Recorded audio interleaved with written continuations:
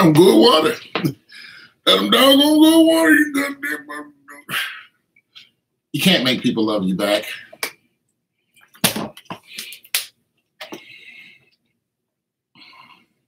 You want them to, but you can't make them. You will love me. No, basic instinct, I will not love you.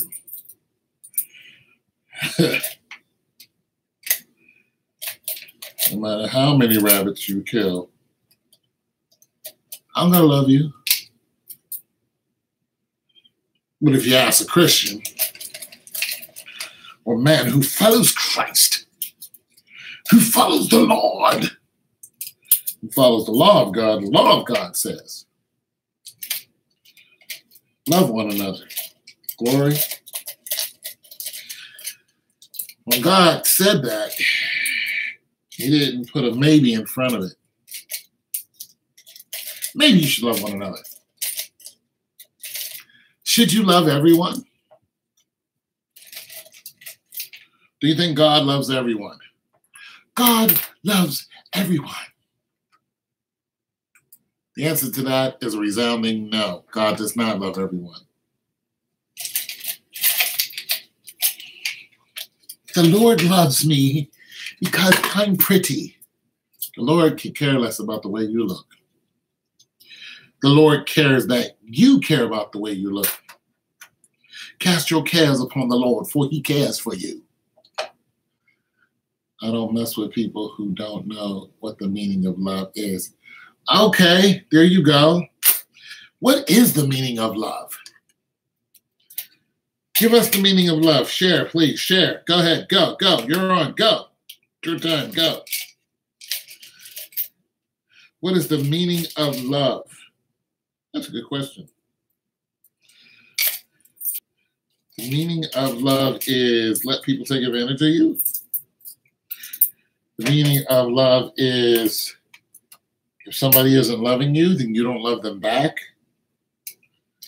The meaning of love is you love me, but I might love you in my own way on Tuesday after I eat a peanut butter and jelly sandwich, you know, with Jiffy and Smuckers.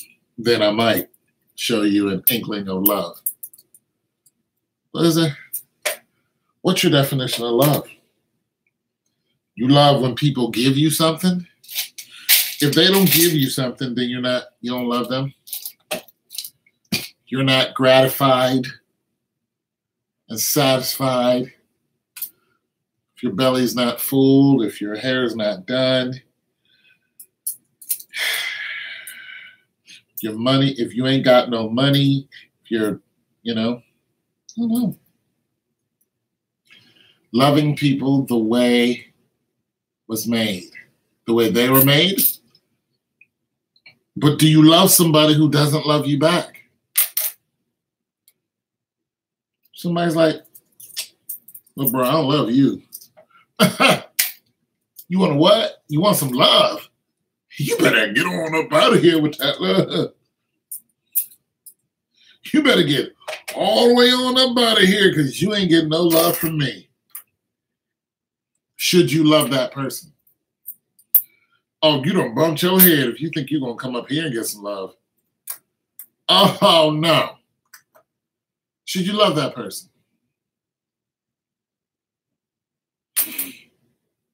Should you still show that person love? No, walk away. Okay. Well, there are people who say, yeah, you should still love that person. There are people who say you should love that person even more. You should love that person the most because they don't love you. Now, if somebody looked at the scriptures, that's where they would get that perspective from. The scripture says, easy to love someone who's loving you. That's what the word says. It's easy to do it. You love your family and your friends. Everybody does that. Love someone who isn't loving you. In other words, sacrifice. That's basically what the Lord is saying. Should you sacrifice? should you do what the scriptures read? Because that's what the scripture is saying. Sacrifice something. Give something up. But do it in God's name. If you're loving someone because you love me, the Lord, then you're loving me. But if you're loving someone just because they love you, then everybody does that. You don't get no reward for that. Everybody does that. So what?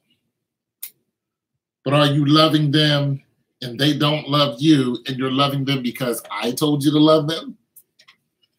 That's a different kind of love. I'm going to show you love even though I know you can't stand me. But I know the Lord wants me to show you love. So I love the Lord. Therefore, I'm going to show you love, you ignorant bastard. And, you monkeys, ball sack, you terrible ingrate of a person. But you can't say that. You overgrown, piece of dog turd. I can't stand you, but you can't do that. You gotta be like, hey man, the Lord loves you, so I'm gonna love you too. However, I'm not gonna let you run me over.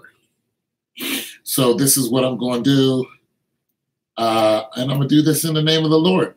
And you do it, and you just like, ooh, that was hard because I just wanted to. But you do it because it's what it is, man. You do it because God says to do it. And that's it, and that's all. Because you're a servant of the Lord.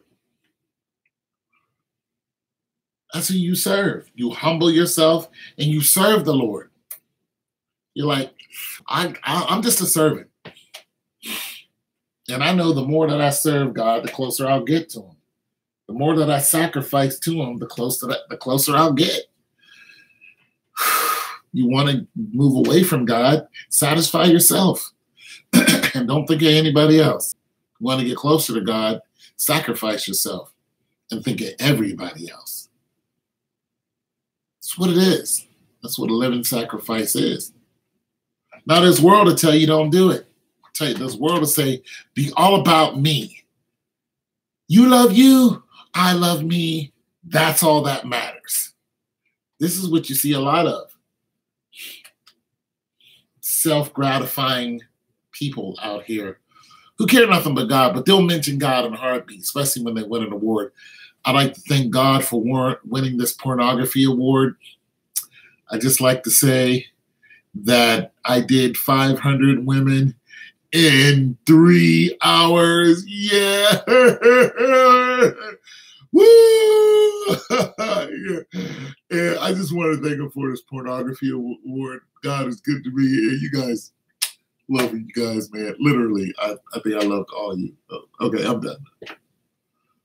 Or the rap music. Kill, kill, kill. Murder, murder, murder. Yeah, gonna kill your mother and your father. Yeah, kill, murder, murder, murder, kill, murder, murder, murder. Killing up the murder and murder. Killing, murder, murder, murder. Oh, it went #1. I just want to thank the Lord for this reward of kill, murder, murdering, murdering your mother and killing your mother's murderer. Yeah, I just want to thank God for this award right here. Again, what's up, for all you Negroes out there? Yeah, man, y'all ain't about nothing, man. I want to thank God. Yeah, that's what they do. You ever listen to the awards? It's like God ain't got nothing to do with what you're doing. You're going the other way, but you want to thank the Lord. Or when they get in trouble, after they done shot somebody up and got caught, then they want to, I just put it in God's hands, man.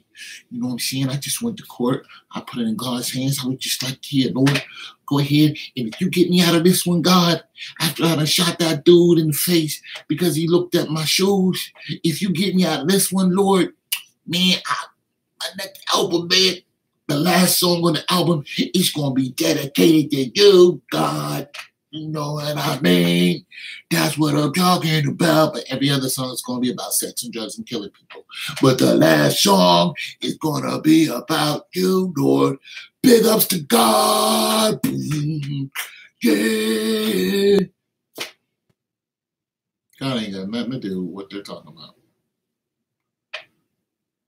Nowhere in it. All the big booty girls twerking it out. All the whores with their ass out on Instagram. Ain't in it. He ain't nowhere near in it. A lot of the music people listen to, none of that glorifies the Lord. Those people are going the opposite way. What kind of music do you listen to? Because if it's got a lot of that stuff in it, guess what? You're going the opposite way. That's all. Every time you turn it on, if you start hearing stuff that you know the Lord would not want you to listen to, God's this way, you're going that way. Every single time. Some of the TV shows, I used to love some TV shows. I used to watch some TV.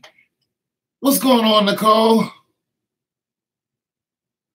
Yeah, man. Sitting here talking about the Lord. How you doing today? There's some TV shows I used to watch, especially on HBO. One TV show was called Animals. You never see Animals, it's hilarious. It's so funny, but every other word is like a freaking cuss word. That's your YouTube channel this year. Oh, thanks, babe. Animals is hilarious, but they curse up a storm. And then I was watching, it was a black girl, because I was like, yeah, support the black women. You know, and she's in one of them Drake, you know, nice for what? To the you gotta be, you know, gotta put your hair. Oh, and she's in one of those. I forget what her name is. Dark skin honey with the really nice teeth. But she has a show called Awkward something. She used to be a YouTuber. She started writing her own stuff, and then HBO picked her up. Singly awkward or awkwardly single or awkward girl, awkward black girl. But every single one of her titles had the F word in it. Awkward as F. Stupid as F. Every single title. The scriptures say very clearly, do not let those words come out of your mouth. Very clear, this is why I can't listen to the radio. This is why I can't listen to women calling other women bitch. And it's like a thing now to say that. And the scriptures say it quite simply. Do not curse. When Satan fell out of heaven, you know what he did? He cursed God. He cursed at him. And the scriptures tell you, do not curse. And I know when people get mad, they curse. When I get mad, I'll be like, mother. A lot of the curse words that you hear today, a lot of the curse words, the aggressions that you hear today, that's what he was saying. Mother effer, son of a, and all that stuff. You think that stuff came out of nowhere? You think we created that? We didn't create that. Those words were already known. We didn't create those words. The Spirit fed us those words because the Spirit already knew those words. And they know the damage that those words can do. Walk up to somebody and call them a mother effer and see what happens to you. If you're not ready for a fight, it's a good chance you better say it from a distance. You might get tracked down, even if you do. You ever notice in road rage what the words that they say in road rage? Just look up 5 road rages and listen to the words that they say. Mother effer is going to come out. The F-bomb is going to drop. bitch is going to drop. You know, all of that. Those words, we didn't create those words. Those words come from spirits. That's what he said. He cursed God when he fell out of heaven. It's what God says, don't let those words come out of your mouth. But yeah, when you listen to this music, when they want to thank God for their award, it's just like every other word you said, you were cursing and talking about killing people. How are you accepting an award in God's name?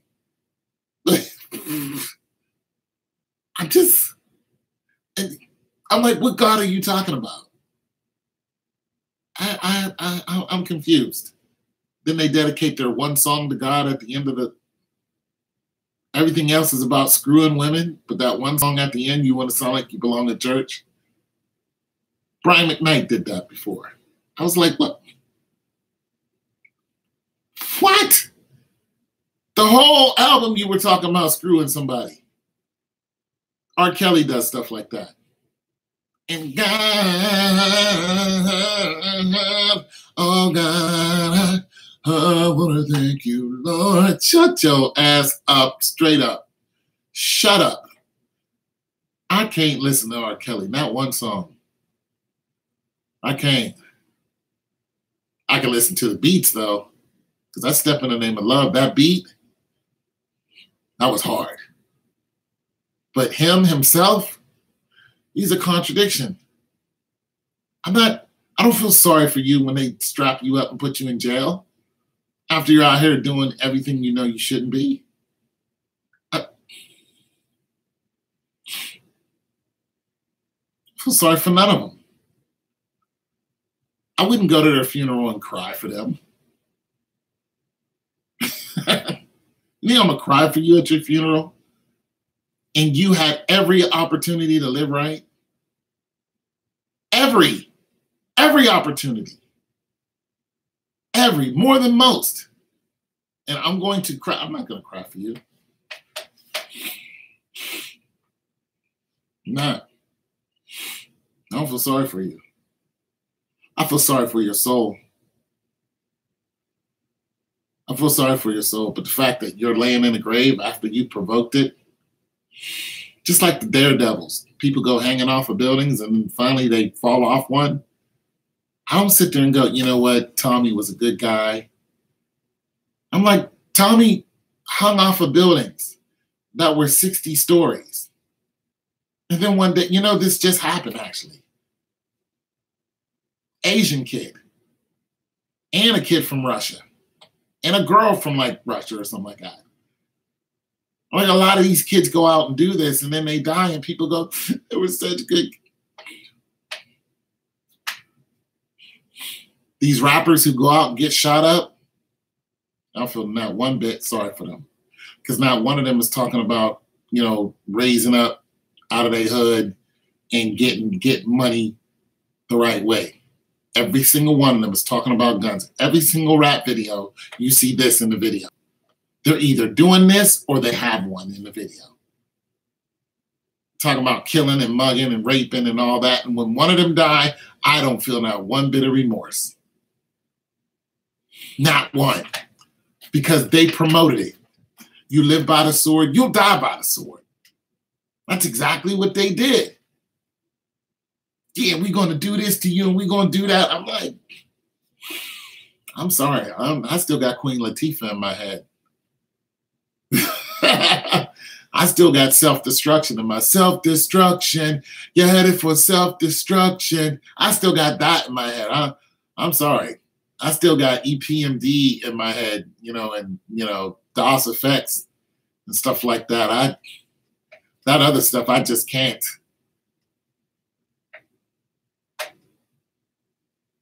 You will die by it. You live by that sword, you'll die by it. See, my thing was never out here rebel rousing and stuff. My thing was chasing girls. I used to chase girls from one end of America to the other. I used to chase them. I remember one time I was living in Kansas, and this girl that I had just met at a club in Kansas, she lived in Texas. She went to school in Texas. And I had a Datsun B310 with the big baseball bat stick on the floor, the Ford on the floor, raggedy Datsun B310, You know, I filled that doggone thing up with my last couple of dollars, and I drove from Kansas to Texas in one weekend and back just to see that girl. And I never saw her again. But that was my thing. Women was always my thing. Chasing women. I loved it. I was like, yeah, I'll be there. I used to chase them girls down. I wore myself out. Chase myself right in old age. Now I don't chase nobody. I care less. I care less what these chicks do. I care less. You want to go out and chase so-and-so, you go right ahead. I'm tired. I chase other things that I know that are obtainable. And once I get them, they're mine. I chase salvation. I chase education, not necessarily college, but right now I'm chasing a degree. Because I know when I get my degree, it's my degree. Or I might chase a certificate of something. I chase things that I know once I have them, they're mine. I don't chase no woman. Because even when I get her, she's not mine. She doesn't belong to me. She belongs to her. She belongs to God. And if God doesn't want her to be around me, and if she doesn't want to be around me, she's going to leave me no matter what I do. I cannot make that woman love me. I can only hope she does. She wants to cheat on me, she will. And there's nothing that's going to stop her.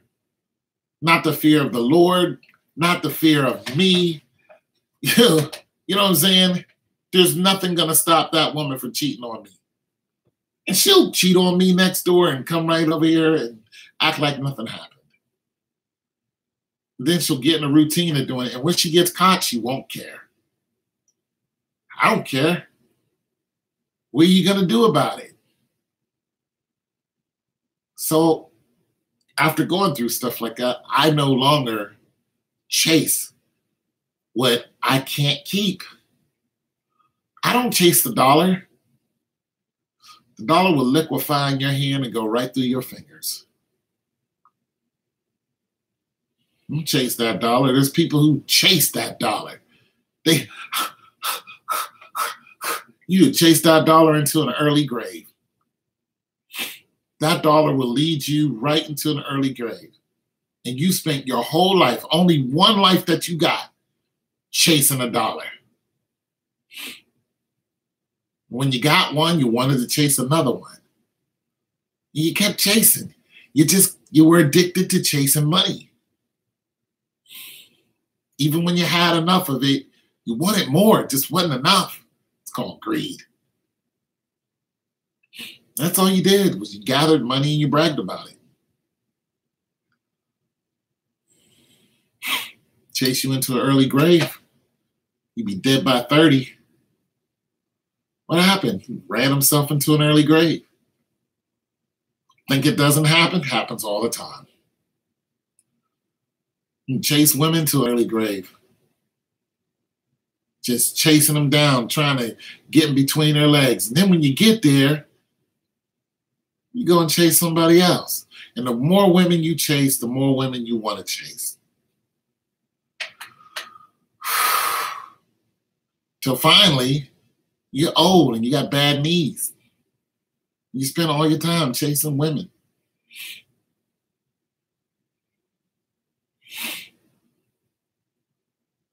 Now what? Now you can't chase them. I say chase the things that you can catch. And once you caught them, they don't go anywhere. That's what I say chase. You know what I'm saying? It's just safer. You know what I mean? Chase the things that you know that will, you know, you can chase the Lord. The Lord wants you chasing after him. That's what the Lord wants you to do. You can. You can chase education. Once it's yours, it's yours. You can go out and see the world. You know, go to different countries. If you chase a human, you're going to be disappointed. You are. It's going to hurt you. It's a good chance you don't have to chase them at all. You know, one time I made this mistake. I like chocolate girls, right? Love them. I was a little younger. I don't know, my 30s. And I pulled up to a club in Pittsburgh. And I always talk about Pittsburgh women because they're something to see. It just, the way they act, just, it's a beautiful thing. You get the right one, it is just a beautiful thing because they don't play games at all. And I like that about them. Like, if I wanted to be married, all I have to do is just go 3.5 hours east, stay there for maybe a weekend, and I know I'm going to meet somebody who's going to be talking about marriage. I just know it. Just show up at the right place. You will meet a woman who is decent, you know, and got her head together, and she will be looking at you like, so what are you doing for the rest of your life? It will happen. That's just the way they are. They don't mince words. You don't chase them around town. There's none of that. There's just none. So we pulled up at this club in Homewood, not at Homewood, in I think we're in East Liberty or something. Anyway, those boroughs are connected. You know, you can walk from one end to the other. It's a long walk, but you can. Nonetheless, so this chocolate, beautiful girl, I mean, I was like, I was so taken aback by her that I knew that I wouldn't have had a chance. But I start talking to her anyway. I'm sitting in the car. She walks over to the car to me. And me being from Pittsburgh, I should have known if you say something to this girl and, you know, you say the right thing to her, you know, and you're serious, you keep locking eyes with her, she's going to take you seriously. And I was like, you know, just kind of jovial about it because it's like, nah, she's way too good looking for me. But I locked eyes with her and was like, hey, come here, you know, just showing off in front of my brother, get to talking to her, blah, blah, blah. It's like, you going in the club? She's like, I don't know, I might, yada, yada, yada. Anyway, so we went into the club. Me and my brother went to the club.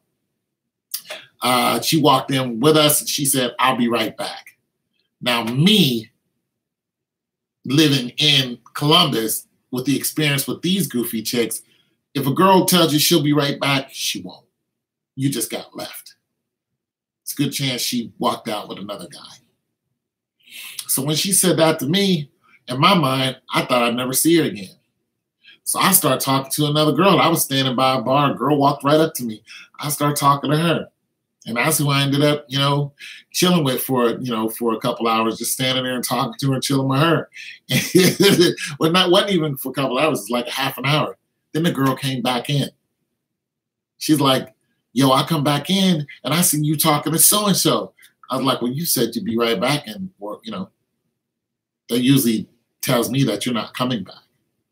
But if I would have had a little bit of patience and would have just not even dealt with the girl who walked up to me, it's a good chance that that girl and I would have hit it off a relationship. But she got really, really mad.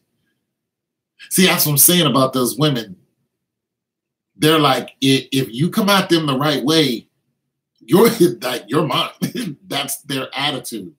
And but being where I live now, I didn't even think about it like that. I was just like, oh, well, she's gone. Because I'm used to girls out here playing stupid games. She was gorgeous. Now, my mind wasn't on, yeah, I'm going to get this girl. And, you know, we're going to be a couple. She ended up calling me, you know, a couple times, but she was so upset because I was dealing with somebody else. You know, she was pissed off about it. I was like, wow, like she was really serious. You know, it just hit me like, this happened like a week ago. She's still going on about it. You know what I'm saying? She was really serious, you know. But what I'm saying is my mind was on lust. My mind wasn't on, you know, I'm in my 30s. This woman would make a good mate for me.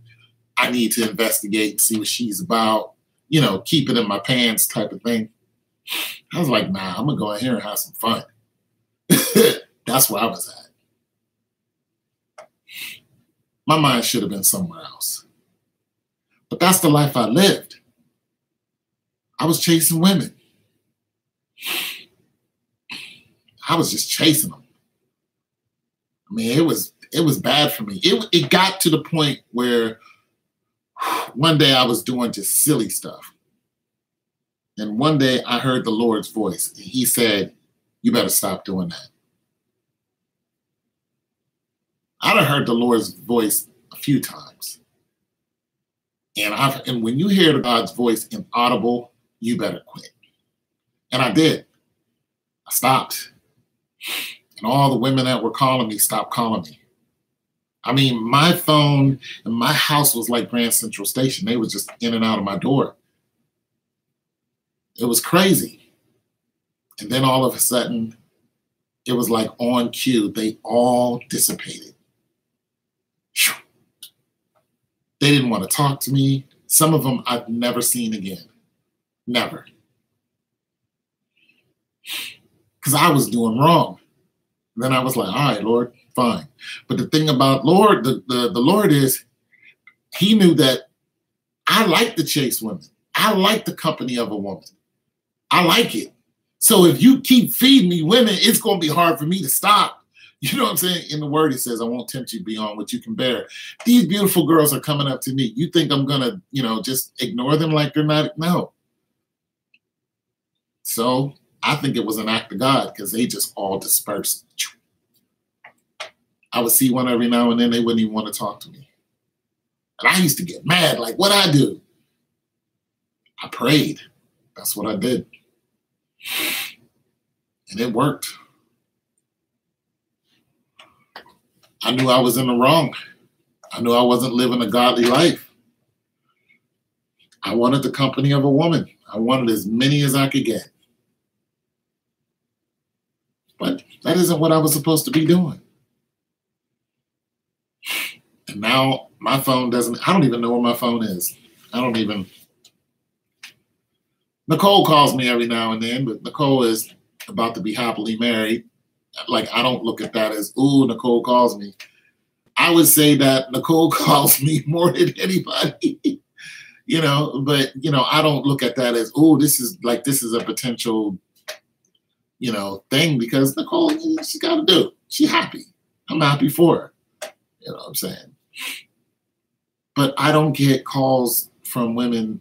I would say the last call from a woman of interest. I might have had 2 weeks ago, and she doesn't really call me anymore. I don't really call her.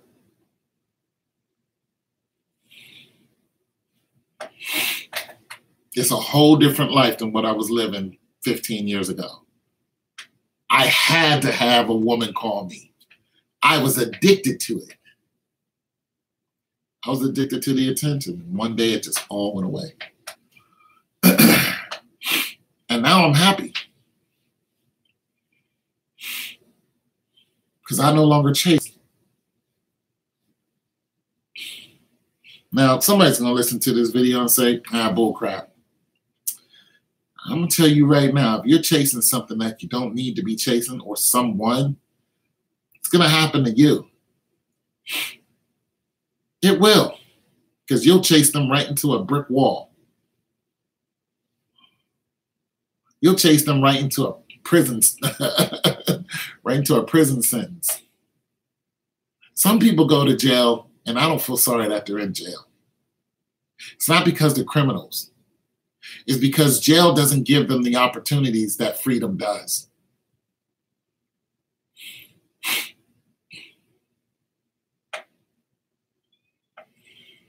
Nothing wrong with that. But it's whose destiny?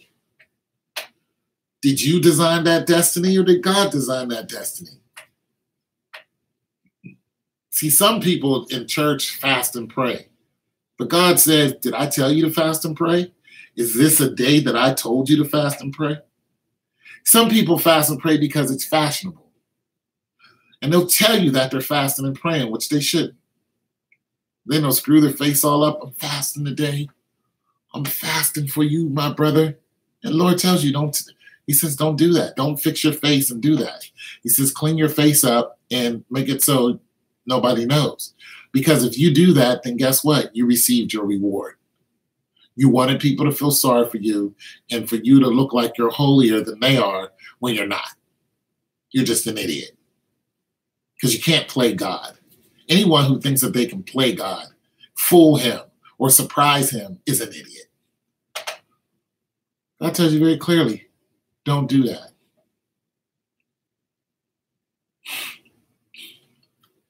But I heard the Lord's voice. I was messing with a girl I shouldn't have been messing with, and the Lord told me to leave her house. And I was trying to explain to God why I wouldn't leave, as if God didn't know. I don't want to leave. He's like, leave. The reason why he told me to leave, because I was in trouble. I was headed for destruction. And he knew it, but I didn't. And he knew what she was doing, but I didn't. And he knew when I found out what she was doing, that I was going to turn into something I wasn't supposed to be. So he was like, leave. He kept telling me that. And I hear him very clearly. And then finally I was like, okay. Because it was just pulling on my soul, and it just got deep. And I was like, all right, I'll leave. And she tried to stop me from leaving, but I left anyway. And I left just in the nick of time because it was getting ready to get bad, like really bad. And I left. And I'm glad I did. And I never went back. I never went back. Some of you are going to hear that voice, and you're going to think it's just something in the wind. You're going to ignore it. I did. Well, I didn't ignore it. I tried to bargain with the Lord. That's different than ignoring it. See, people are out here doing stuff and they ignore God. They ignore the Lord. They're like, I'm not going to. Lord, I heard you, but for one, you acknowledge that you heard him. That's a mistake. I heard you, but I'm going to do what I want to do. A lot of people are doing that. They'll pay for it. I paid for it. I still am. You pay for it in time. That's the worst thing, because you'll lose time. You'll waste time doing something that you shouldn't have. And you'll want that time back. Money, friends, loved ones. You know, you may lose something physical. You'll lose, trust. You'll lose. You will lose. You ignore that voice, you will lose. You will lose something that you cannot get back.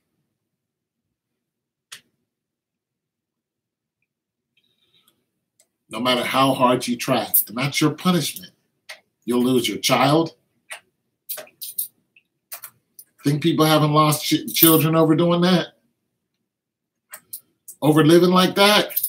You see that one case with the grandmother, the daughter and the granddaughter, and the mother of the daughter, the grandmother kept calling DFAST on the daughter because the granddaughter was starving, and the grandmother knew it. And she was like, that child is starving. I know that child is hungry. The child should not look like this. This child, you know, something's wrong. DFAST didn't take the child away from the mother. For whatever reason, the mom was a stripper. The mom was a stripper. That child starved to death. That just happened. There's a little black baby too. Little black girl. Starved to death. Because the daughter got upset at the mother and was like, you called DFAST on me. She said, you just lost a granddaughter and a daughter. And the mom was like, the grandmother was like, I sure did. She was trying to, she said, I called them because I care. She was trying to save that grandbaby as much as she could. She was trying to get that grandbaby into her house so she can feed that child. And the mother, the stripper mother, would not let that child go. But she wouldn't feed the child either. She just let that child starve to death. And that just happened. And yes, they were African American. She let the baby start the capital murder. But that grandmother saw the whole thing and she couldn't do nothing. She called DFAS 5 times and she was like, why won't you give me that child? That mother's going to pay for that for the rest of her life. And she's in jail now. Heck, she might be in jail for the rest of her life.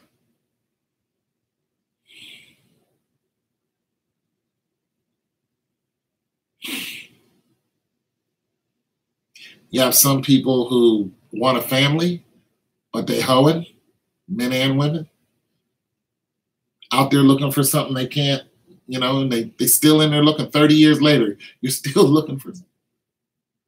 Reason why you haven't found it because you're a hoe. God doesn't want no children, being born by you because you're terrible.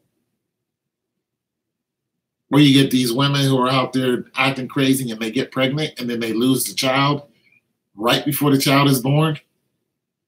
You think that's an accident? You think that's because of the way you were walking or what you had to eat?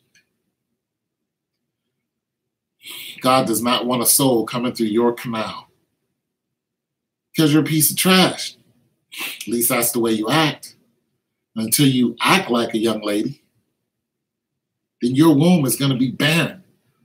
You don't believe that? Read the scriptures.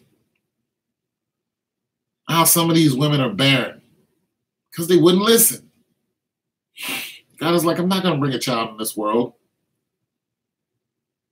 Because you don't know how to act.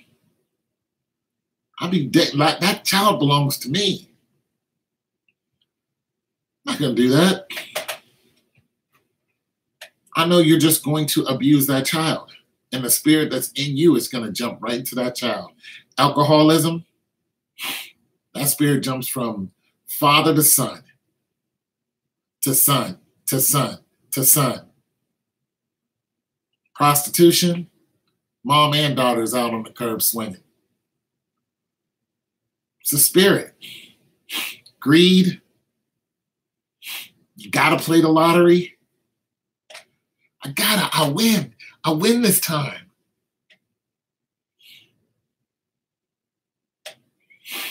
It's a spirit. That spirit's convincing you that you'll win. Sometimes I listen to these spirits and I go, man, that's a spirit. You can feel that spirit leaving you. A lot of times the spirit will say I, because the spirit wants you to say I. That spirit will say I really like this. You'll hear this in your head. I really like this. Or I want to go do this. What that spirit is doing is it's convincing you to say you want to go do it. Because the most powerful thing that you have is your will. The will of God. The will of the Lord. That's the most powerful thing you have. It's not your weapon. It's not your boobs. It's not anything else. It's your will. I will. And when you say, I will, then whatever spirit that is that's talking to you is now leading you. I want to go to the club tonight. You hear that voice in your head? I want to go to the club. Shamika's going, Ray Ray's going, JJ's going, and every other A is going. I want to go. And you're not talking, but you can hear this in your head because something in your head or beside you or maybe in you is telling you that you want to go. I want to go to the club. And you can hear it. What you do is you say, well, you go right ahead. Because you realize that that thing that's saying, I want to go, is not you. Because you didn't say you wanted to go. You see, you're convinced that it's your thoughts. It's not your thoughts.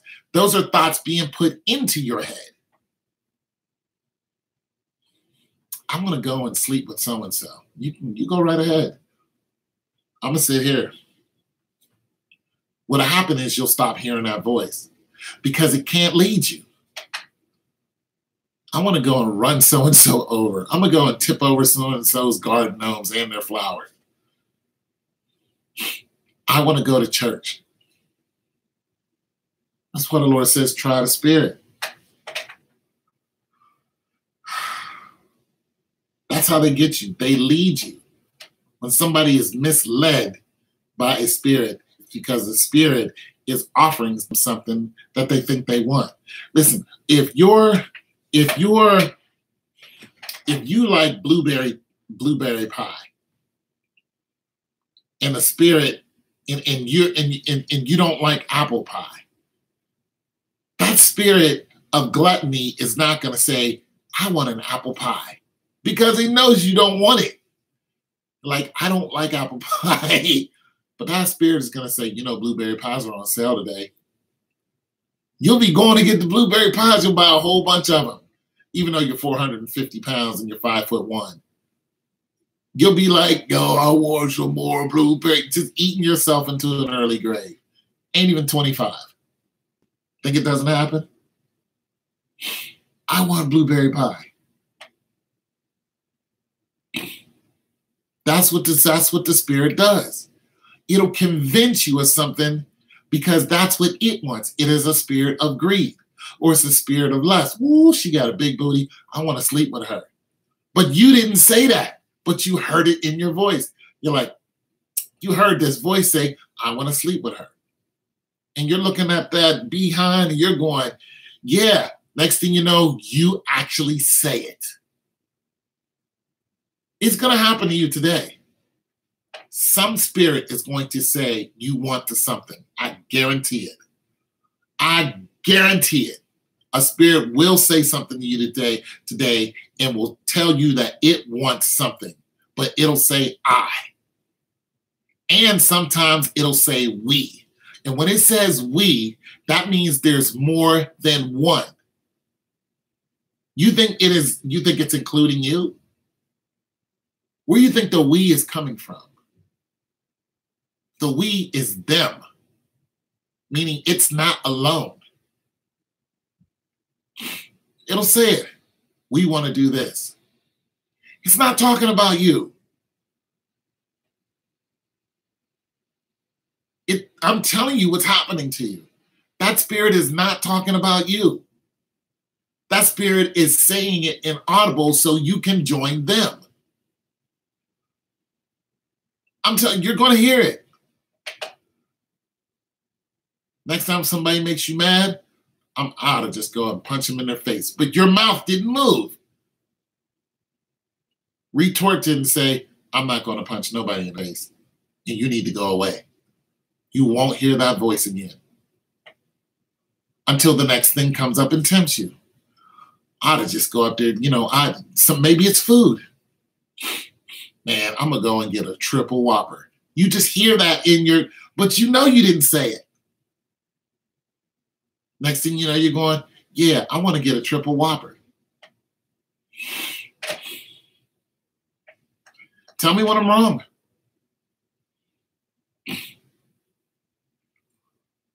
Especially when you hear we. They run in packs. They're called legions. Terrible for you. Terrible. They're called legions. When they run in packs, they're called legions. When God asked, what's your name? When he told the spirits to go into the pigs and the pigs went into the water and died, God asked them what their name was and they said legion. He didn't put them into one pig. They went into several pigs and the pigs ran into the water and died. If it was one spirit, it would only took one pig.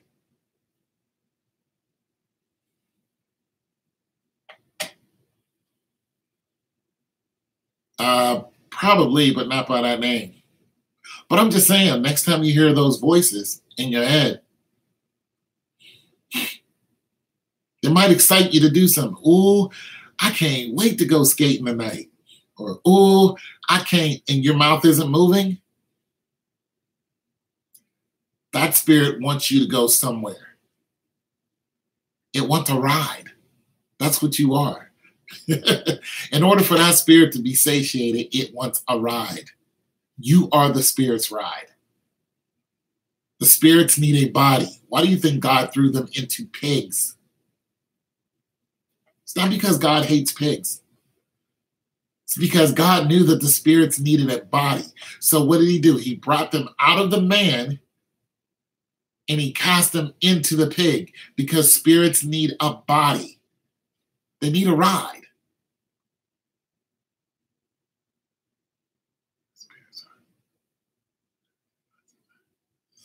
Yeah, but they're lethal. Next time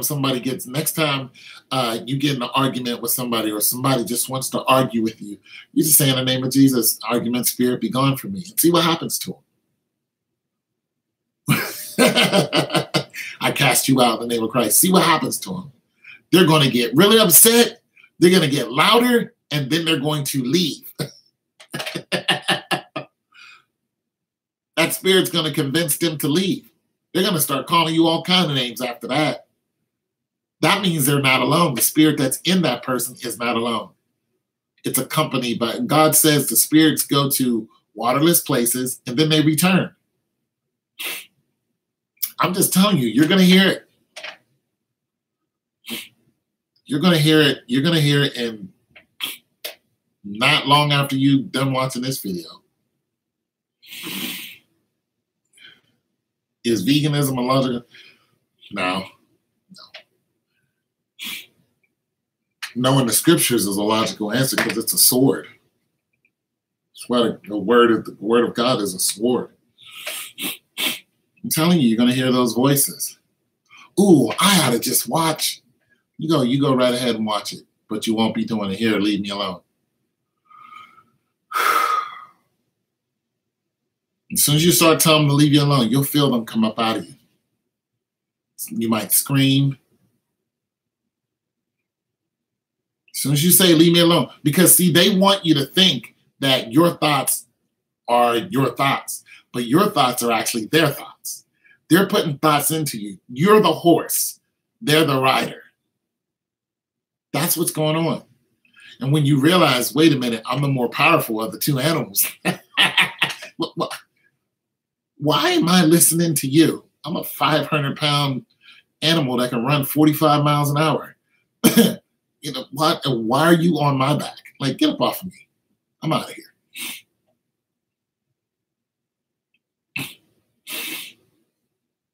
I'm just trying to tell you. You're going to hear those voices. I ought to just go slap so-and-so in the head. You'd be like, I'm not slapping nobody, and you need to leave me alone. And it'll make it seem like you're crazy. Who are you talking to? Spirits. They was talking to me, giving me some bad advice. I told them to leave me alone in the name of Christ, the blood of Christ. And they left me alone, and that's it.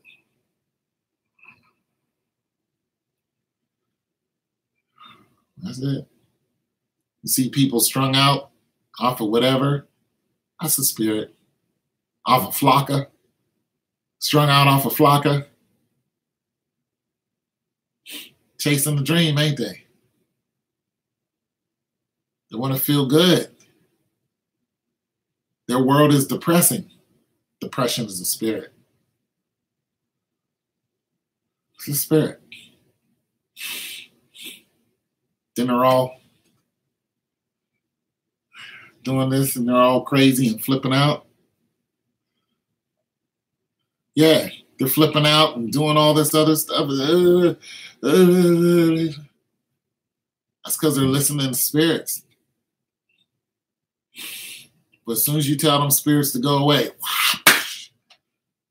that person will fall down on the ground.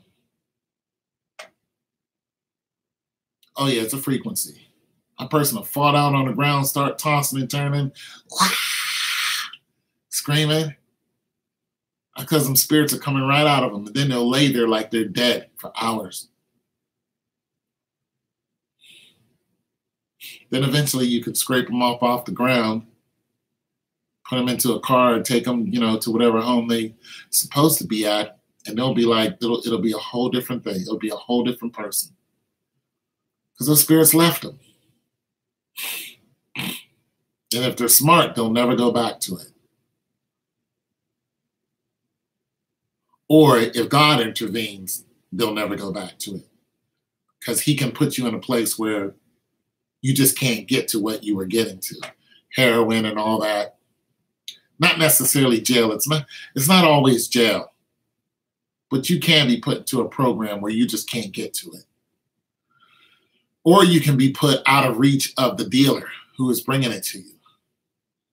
You know, and put into a place where there is no such thing. Like, it isn't everywhere that people are practicing that. You get the people who want to get out and they get out. So, you know. But I just wanted to, you know, I wanted to speak on that, but not because it's Sunday, but because we drug dealers need, but because we all need to just popping in to say, hey, how you doing today? Tara's logo inspiration. You have a great evening too. Thanks for stopping by. Dealers need the death penalty. Well, the thing about dealers, man, is there's always going to be a dealer because there's always going to be a need. This is one reason why there isn't the death penalty for such crimes. Because you'll be killing off people left and right. So you have a morality clause that kind of supersedes that. That's really what's going on when you start looking at the law. You know? Now, dealers are deemed as a menace to society. Okay, so there's a couple ways the judge judges you. You know what I'm saying? There's, of course, morality into it, and, of course, the crime that you did, and then, you know, the statutes that they fall up under. But, okay, so, well, not but and. Okay, so out here, there was a guy, black guy. He was robbing a place called German Village. This is German cobblestone streets, German-built houses, white people in there, conservative, quiet, old white people. Not all of them, but some of them were old.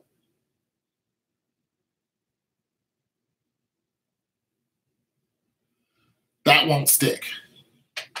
That'll be overturned as soon as he's out of office. Anyways, and or the Supreme Court will say no. But nonetheless, so what he did was he went around robbing people. But here's what he did. He had a crew of like 2 or 3 with him, right? And he went to German Village, a quiet, old town German village, and he started robbing people. And they got into this older lady's house. She couldn't defend herself, and they tied her up, and they held her at gunpoint.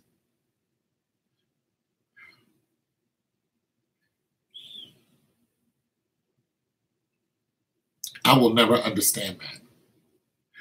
Anyways, so they robbed a couple houses, and then they finally caught these guys, right? And when they caught these guys, they caught the ringleader, and when they caught him, they said, "We're going to sentence you to life."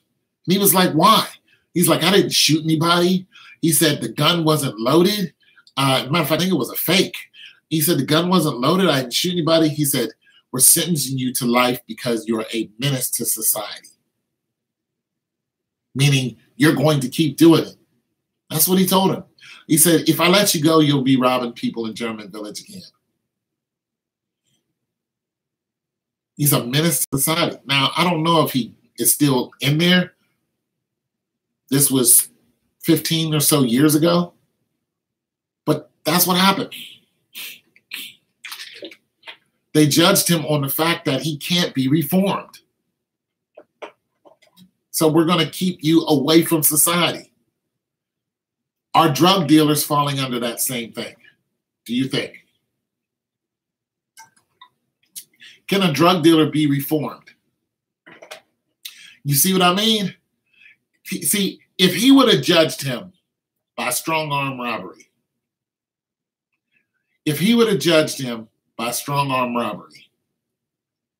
he might have did 3 to 5 years because he had a gun. But they judged him on the fact that he kept doing what he was doing, and he knew it was wrong. You consciously kept doing it.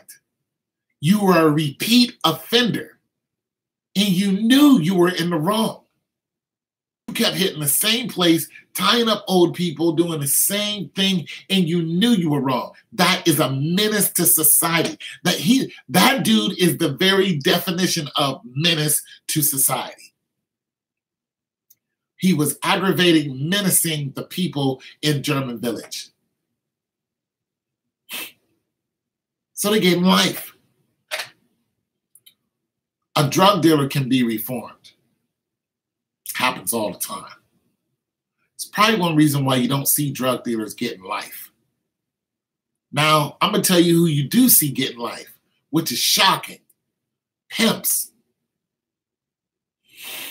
You see pimps getting life, but do you know why pimps are getting life? It's because of the women that they're abusing. It's not because they were making money off of a woman's back. A lot of those women want to be prostitutes. But a prostitute doesn't do life. But a man that pimps her out will do life. Why? Because he's a menace to society. When he gets out, he'll be pimping again. Pimping doesn't have an age limit. It doesn't have an expiration date. People are pimping and they're 80 years old, still pimping. And if you don't believe me, you need to talk to Hugh Hefner. Man is 70, 80 years old. I think he's passed now. Nonetheless, he was knocking off 18, 19-year-olds, marrying them, knocking them straight off. Bed full of gorgeous, the most gorgeous women in the world. And they were flocking to him. Pimping has no age limit.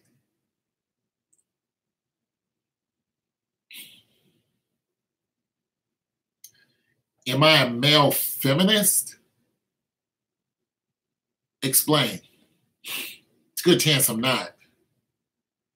Am I for women? No, I'm not a feminist, bro. I'm for righteousness. I'm not somebody who is. Matter of fact, I can't stand feminism. No. I think if a woman does the same crime as a man, she should do the same time. I think these teachers who are out here raping these little boys should do the same time as a man who are raping girls. I don't have mercy on her because she's a woman. I think if a woman walks up to somebody and hits them, that she deserves to get hit back. So I'm definitely not a feminist, you know, because it was up to me. A lot of those teachers would be in jail. They gave these two male teachers slept with, I don't know, 14, 15-year-old girl. These male teachers, you know, both knocked the same girl off. And the girl kept going back. They kept knocking her off. She's 15. You know, they're just like, we know this is against the law. We're her teacher, but she's 15. We're going to take our chances. That's exactly what they did. Guess what? They each got 30 years. Now, these women, the one teacher had 5.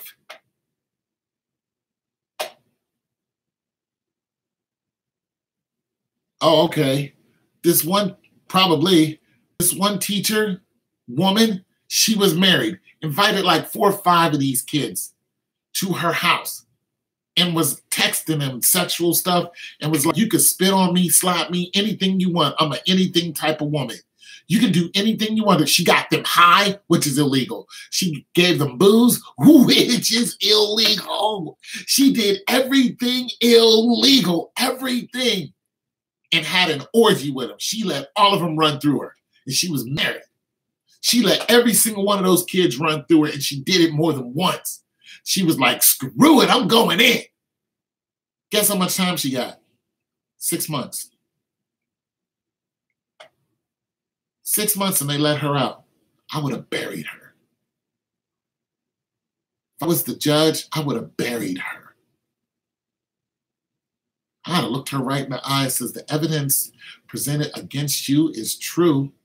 You are, and you had 1, 2, 3, 4, 5 children and you were drinking, you're about to go. I would have buried her in jail. She would have done at least 30 years day for day. Oh, definitely. They had a blast.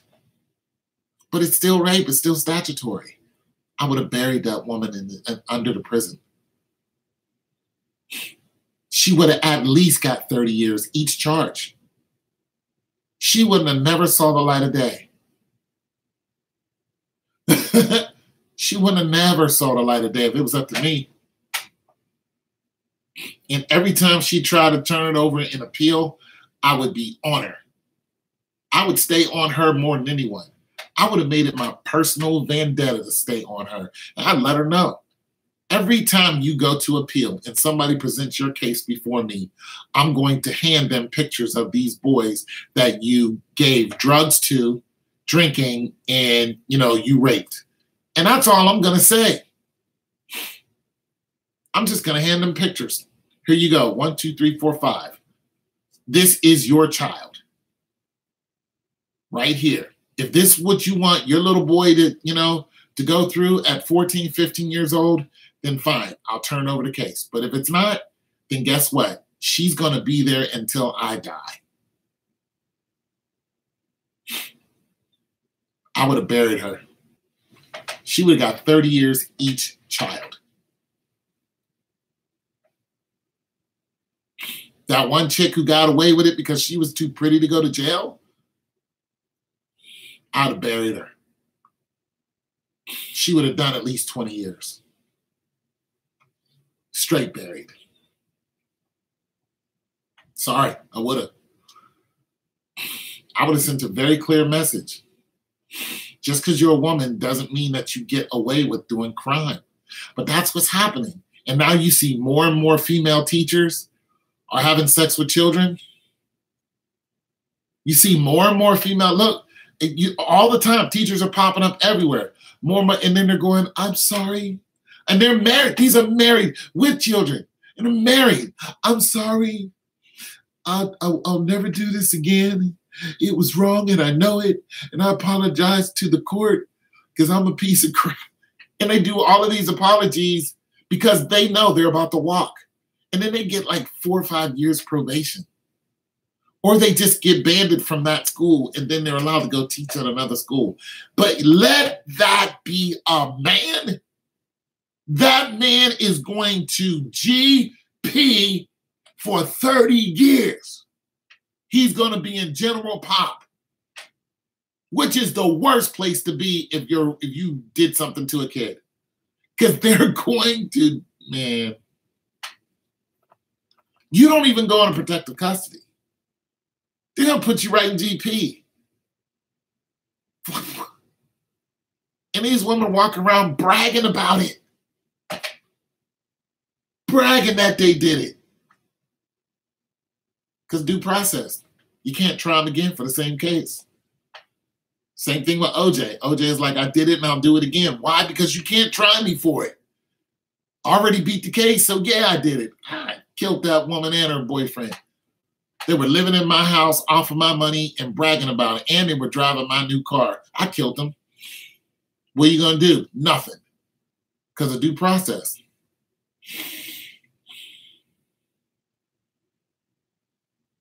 Yeah, 6 months. I'd have buried her. She would have got lifetimes too.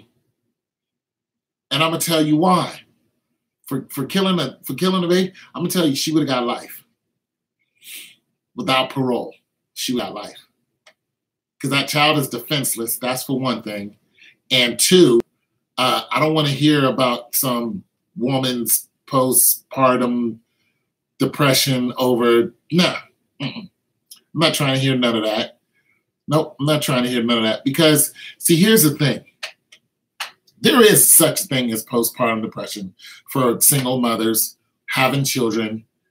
I get that. Like, I'm not insensitive. I get that. But there's also a thing called you're an adult. Okay? And if you're going through this depression, you have the ability to pick up the phone and call a relative, call the police, call the fire station. You can call one of those people or all of them.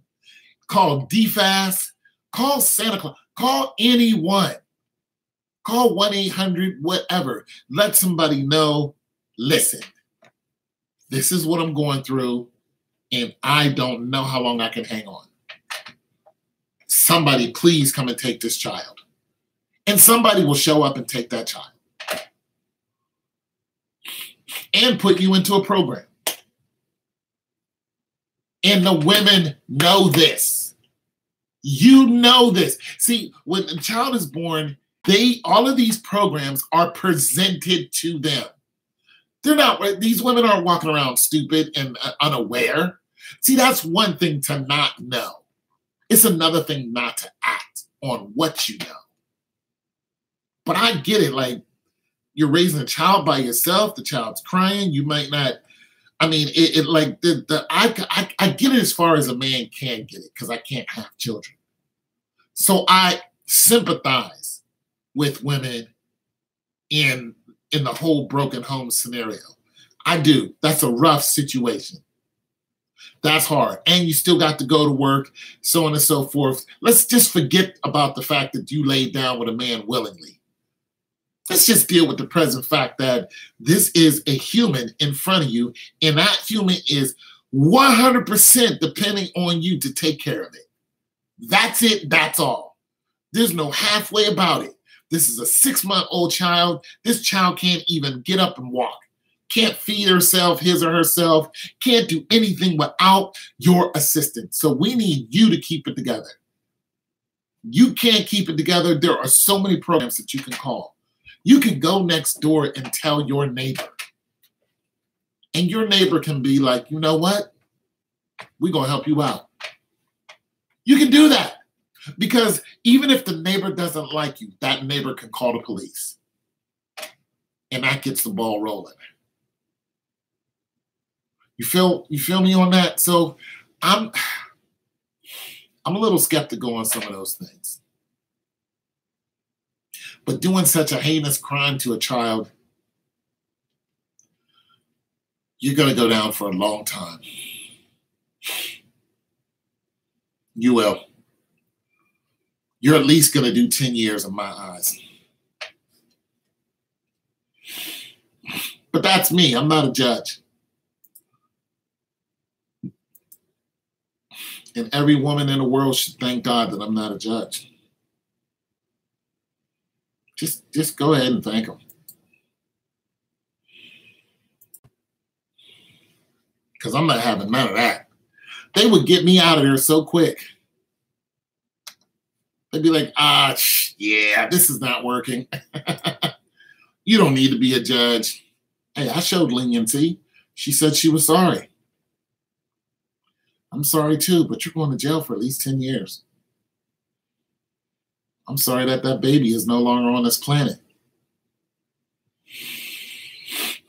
You can get all the help you need in jail. You got post-mortem pardon depression. I feel you. I feel you 100%. And we're gonna make sure that you're okay. But you will not be free for at least 10 years, day for day. You're going to do 10 years jail.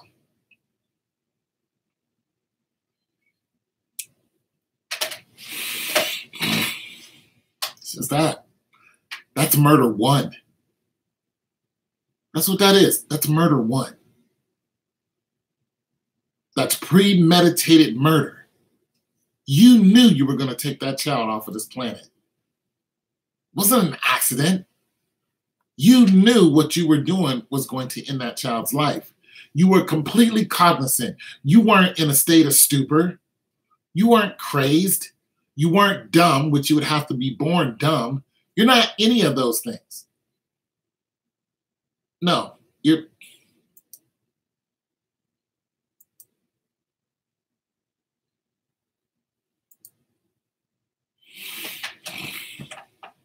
I have a little girl. Well, she's not little. She's a teenager. Well, excuse me.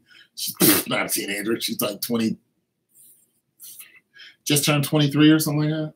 I don't talk to her that much. And I don't want any more children. Children are expensive. Like my financial life is about to take a change, you know, once I get that piece of paper in September. And I'm sure somebody is going to want to team up with me because now I have the potential to make, you know, $40,000, $50,000 a year in this state, which is, that's a good living. It's not 100 G's like some people, but you know, $50,000 where I live, that's good. You're doing good. You know, you got yourself a nice little hoopty. You can buy one of these little raggedy homes up here that they threw up in 5 minutes. I mean, you know, your mortgage might be $1,500, you know, a month or whatever. That's that. You can do that. Even after taxes, which, you know, you'd have about $35,000 in your pocket in that year after, you know, taxes. You know, once you take away your mortgage, let's just say it was $1,000. Just say your mortgage was $1,000 and it was just 35. So if you're looking at 35, then you'd be looking at 33.8. Then you look at your bills, your electric, your fixed cost. Throw in another 500, 1,500. So you'd be looking at what, 30, 33, 32. You know. Let's say you go out and buy yourself a new GMC Sierra or whatever, cost you $350 a month. I don't know. I'm just saying that it's a good living. $50,000 out here is a good living. You know what I'm saying? It's a real good living because you can buy a nice house out here and do well.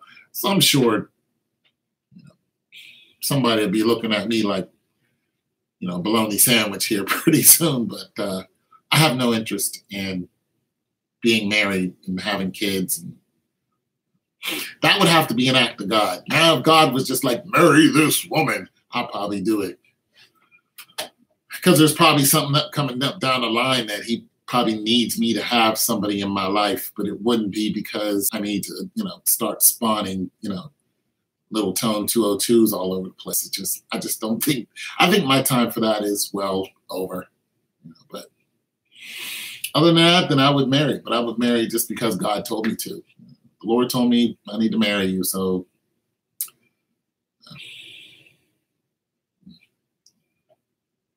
yeah, God said I need to marry you. So.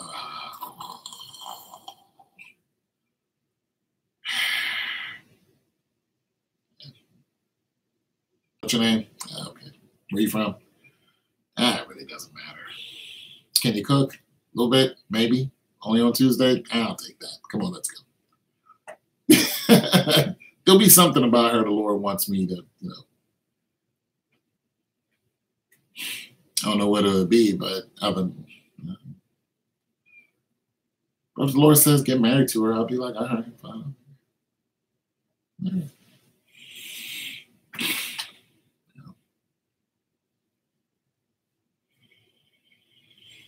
Oh, no, I'm 51 years old, bro. Thanks for the compliment. I'm 51 years old. I'm a disabled veteran. That's why I said my time for all that is...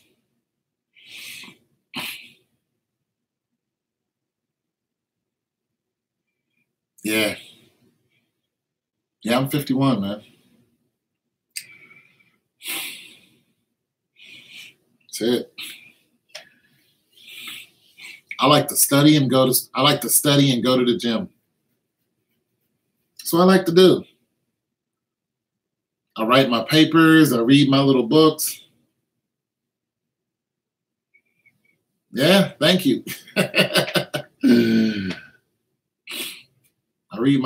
do my little study on my little papers, and then I read my books, and then look at my little shows on TV. And in the mornings, you know, when my back isn't hurting, I get up and waddle down to the gym. But I'm not one of these old people that still think I'm as fast as I was when I was, you know, 30. I'm as strong as I was, but I'm not as fast as I was. My body aches every day. You know what I'm saying?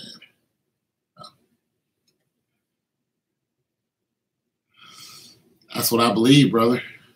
So my body aches every day, bro. But I don't know.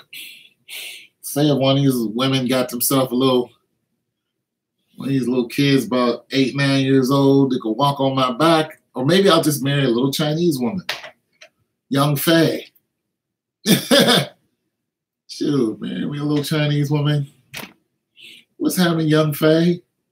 You want what? Let's go. Because I'm going to eat all them toes on this back right about now. You know I ain't going to marry no big girl. So I need Young Faye to walk on my back. I'll be like, okay, Lord, I see you. I'll marry Young Faye. Tell her, get with it. I'm going to let you know. I'm going to let you know right now, Sukiyaki, what you going to be doing.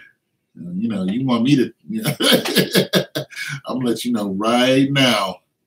You want to live up in my house, this is how it's going down. So if you got a problem with that, you better go talk to Wong Soup over there, your dad, and have him find you somebody else, because up in this house, I need the toes all on the back. Them toes going to be working from now until we part, all right? Or I ain't signing nothing. I ain't signing no papers. And don't fool around and get lazy after I sign, because I will divorce you. I'll divorce you right now. Oh, you ain't doing nothing? Really? I'll be right back. Have a moving truck right up at the door. Young Faye, yeah, we're moving all your stuff out. Right now. Tell your daddy Wong Tong come get his daughter, because you no longer live here. I'll send you all your stuff. I'm not playing with none of them. I need some of them toes. All on the back. But there's a gym for that. It's called Planet Fitness. Yeah, I go to Planet Fitness and get some of that chair. I'll be like, yes. Yeah. Right there. Marry one of them chairs, man. Trying to tell you, man, I'm gonna get my money up. I'm buying me one of the massage chairs, bro. Cause it gets the thoracic, cervical, and the lumbar, all the way down to the coxal, all the way up to the atlas. It gets all that. It's like an arthritis and a spinal stenosis. Yeah. I'll be on that massage bed, going to sleep. Cranked up to 10. I got videos of it. Can I ask you a question? My dude is next to me, so don't mention him. But how's she going to tell me the rules? But can I ask you a question and you give your opinion on it? You could ask me a question. If it's about your dude, I'm not going to give you an opinion.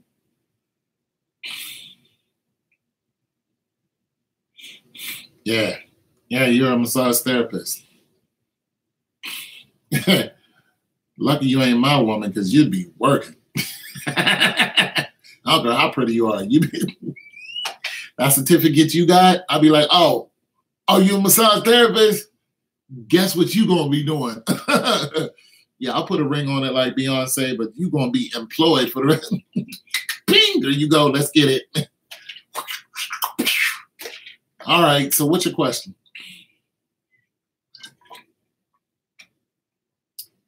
Shoot, my back hurts every day. Mess around with me, you will be employed. My baby mama, massage therapist.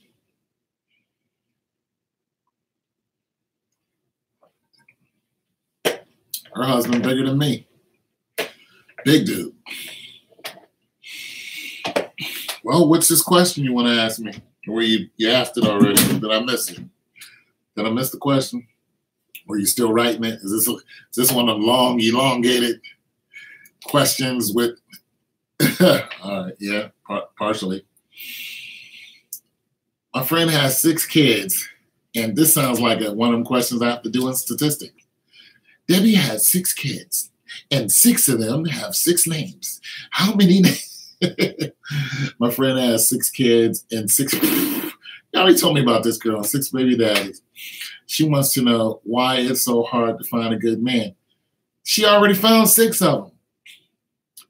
Also, she wants me to ask a man because you're not a mom, so I wouldn't understand. Or you're not a man, so she wouldn't understand. She wants to know, is it her? Whoever this goofy chick is, you tell this goofy chick that, and do you think she is a her?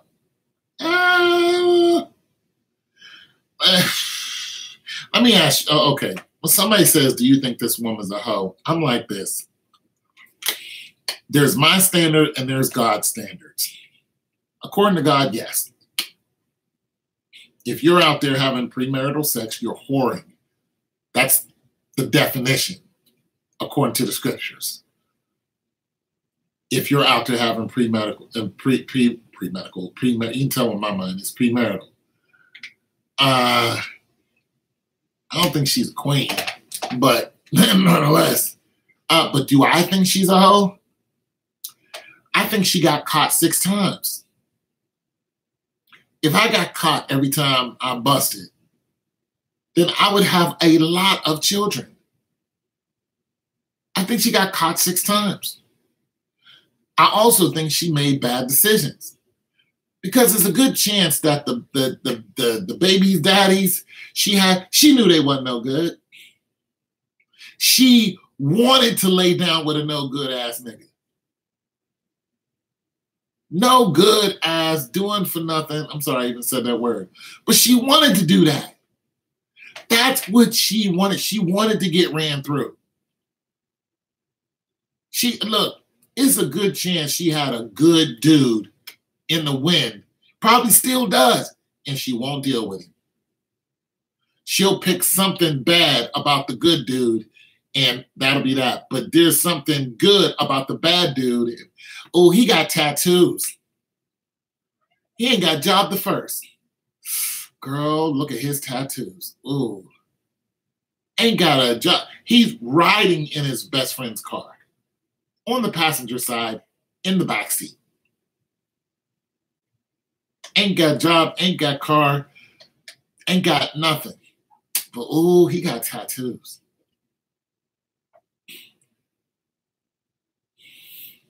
She was in it for the tattoos.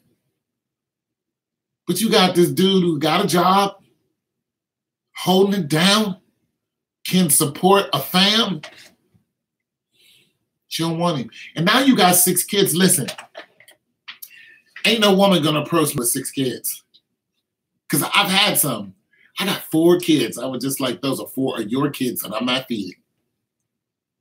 Because the first thing they're gonna say when I get the discipline of them is, you're not my daddy. Not to mention, your baby daddies are gonna be saying, I don't want you around my children. Well, then why don't you marry this woman then? You don't want me around. Marry her. You better not be around my daughters. Well, what do you think I'm going to do? She's living in my house. What do you want me to just walk by her every day like this? How you doing, Cece? I don't see you. You all right? Okay, because your dad don't want me. She's living in my house. What you want me to do? Throw food at her? Make sure you eat this, Cece. Stay in your room and get out of here. No. No, it's not a mess. This situation is normal. Look, she can believe in all this feminine crap. Well, I'm just going to wrap it up and I'm just going to revert to myself. That's impossible. Your hymen's broken. It's not happening. Cut it out. The next guy I meet, the next guy you meet, you tell him you got 6 kids. It's a good chance that he ain't going to settle down with you. But keep your legs closed. Don't give him no nookie. But she likes giving up the nookie. That's what she does. She loved, bet she's about 35 too. Probably had her first kid when she was like 17. She's still giving up the nookie. It ain't like she 59. She about 35 years old, if that. First kid at 15, 16 years old. Been getting knocked since she was 10.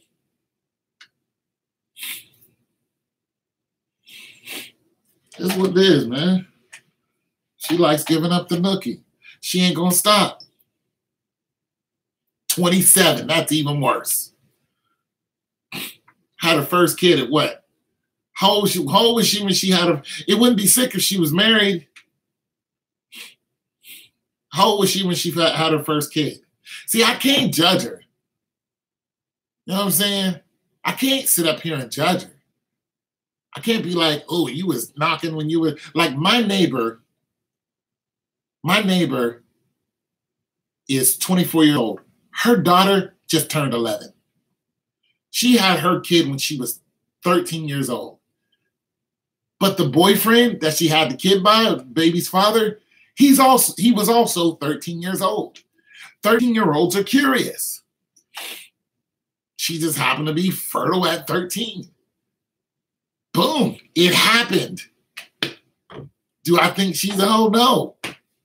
She had a kid at 13. That's what I'm saying. I can't say because you had a kid at a certain age, you're a hoe. No, she had a 13-year-old boyfriend. Their parents weren't watching. They got it on. A baby came out of it. This is what it is. Because I asked her, I was like, so how? She's like, it's my birthday. I was like, how old are you now? She's like, I'm 11. I was like, cool. I was like, how old's your mom? She's like, my mom's 24. I was like, wait, what? I was like, hold on, what? Wait.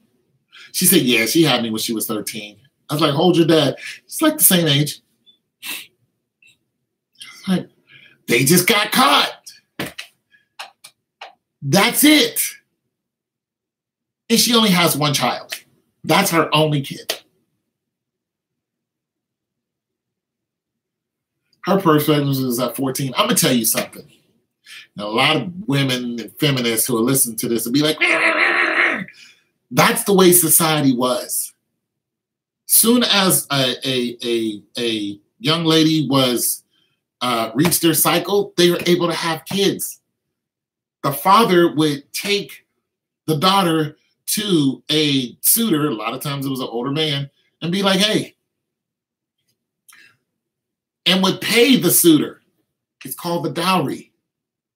That happens a lot. It still happens. But America is, oh, you a pedophile. It's just like, pedophiles are trying to knock off 4, 5, 6 years. That's just, pedophiles are sick. Pedophiles ain't trying to marry nothing. And I don't condone running around with 12 or 13-year-olds, so that's not what I'm saying. I'm saying from the age of 12 on up, the dowry was used in order to unite clans and families. People still do that, not necessarily in this country, but they still do that. So let's just get that out the way. That still happens. So her having a baby at 14 doesn't surprise me.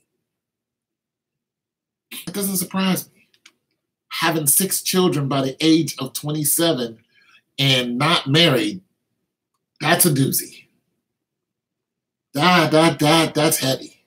That's heavy to me. I can't do it. As a man, I'm sure she got the ill now, but I don't want any of it. I'm not feeding no, I'm not doing it. No way you're gonna roll up on me with 6 kids and I'm feeding your kid. My dad married into 5 children. And I asked him what was he thinking about.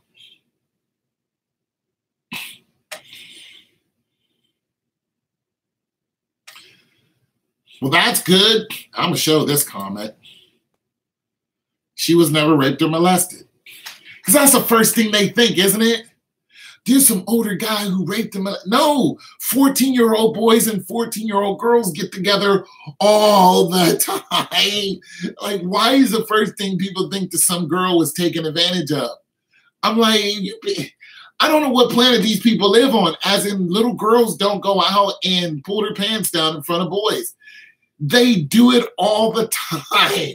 Like, I'm a girl, so I'm perfect, and I am not a hoe. I would never. No, you're a little whore is what you are, because you went out there and you did it yourself. And you knew what you was doing was wrong. I did. You little tramp. You. I don't know why we're protecting these girls and telling them that it's okay that what they're doing because their emotions are, no, you little trick, you better cut it out or you're going to have a belly full and you're going to be single and you're going to stay that way. And then when you hit your 30s, you're going to be a spinster. Then you're going to be really pissed off because nobody wants you. And then you're going to be wondering why the guy who you're eyeballing is not interested in you. Because you got 6 kids by 6 different guys. And you know what's going to happen? Older you get, the angrier you're going to get. You're going to be like, nobody wants this anymore. Kind of comes with a... Somebody out there does. Not me.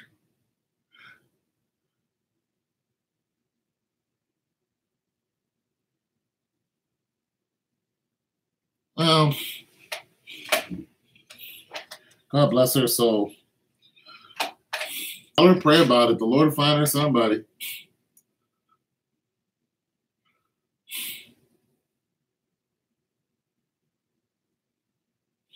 I don't know what to tell you.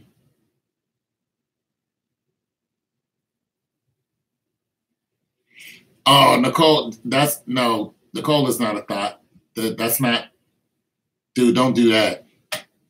Don't do that, bro. I know Nicole, that's not her. I'm gonna remove this comment. I don't appreciate that at all. No, it's not her. It's not her.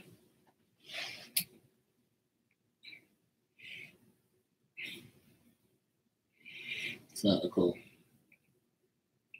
But that's heavy though. It's not the fact that she got 6 kids. It's the fact that she got 6 kids by 6 different guys. She's only 27. She's still out there swinging the A. Is she a stripper?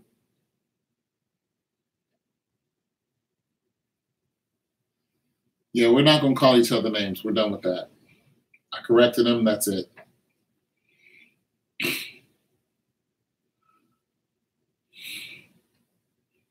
I can't judge her, but I can't sit up here and be like encourage her that there's some guy that's gonna, there's somebody out there for everyone.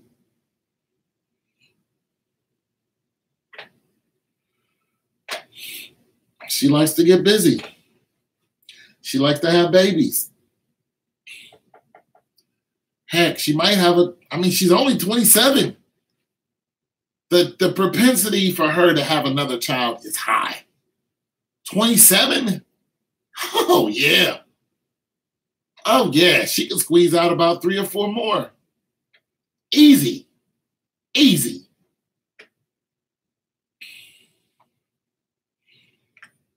There's somebody out there who'll put a couple more in her. I don't mean he's going to stay with her. Good chance he won't. Some older guy might deal with her, might take her on. Because she got a ready-made family.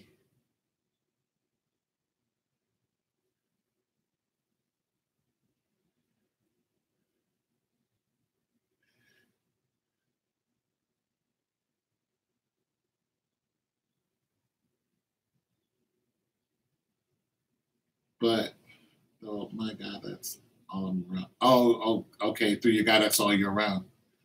She likes those fast talking. Yeah, I'm done talking about her. I'm not talking about her no more. I'm done. And Lakeisha, with that statement right there, I'm done talking about her. How you doing today, Miss Lakeisha?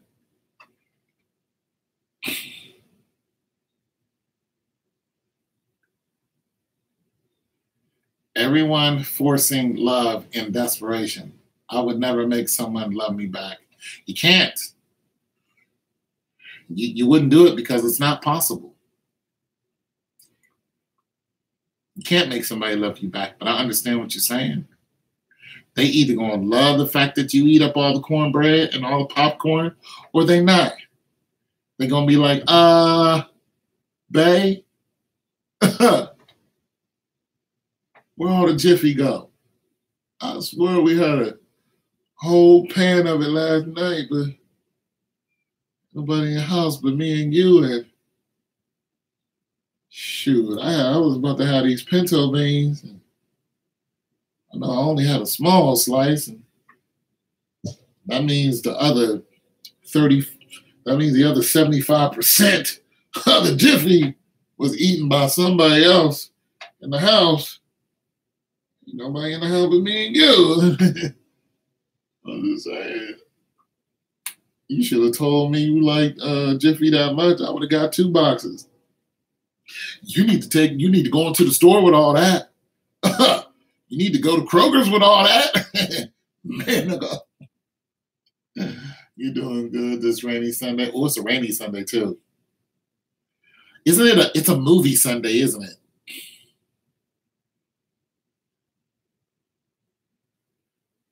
Heck yeah, you still using Jiffy. Yeah, it's good. Good girl. Eat up all the Jiffy. It's a rainy Sunday. It's a movie Sunday. I got a paper to write. I got a paper to write tonight, so I don't know about all that movie. 4 pages too. I just got done writing 2 of them. I got 1 more to write. Then I got math to do tomorrow, and I got math class tomorrow. But yeah, man, you gotta. I'm just saying, can't make nobody love you. If you do, you're in trouble.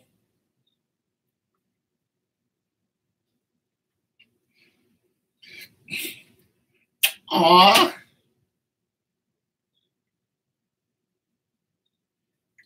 To cut a, oh, you want to, hey man, I'm trying to tell you, if you was my woman and you told me you wanted me to cuddle and watch Lifetime with you, all I'm gonna say is that's a coupon. That's all. I'm gonna just keep it PG. That's a coupon. Lifetime, like watching Snapped and TV for women, because that's what it is. That's the title of it. Lifetime TV for women. You want me to come away from my computer and watch Lifetime with you and cuddle? Oh, that's a coupon. You better know that's a coupon. That's all I'm saying. I'll be like, all right, what are we watching? Designing something? Lassie, Melissa Gilbert reruns, Little House on the Prairie, Full House. What do I got to sit through? Because when this show's over, I'm not trying to hear about you being sleepy. Oh, no. Oh, there ain't going to be no sleepy when the show's over. Oh, no. Mm-mm.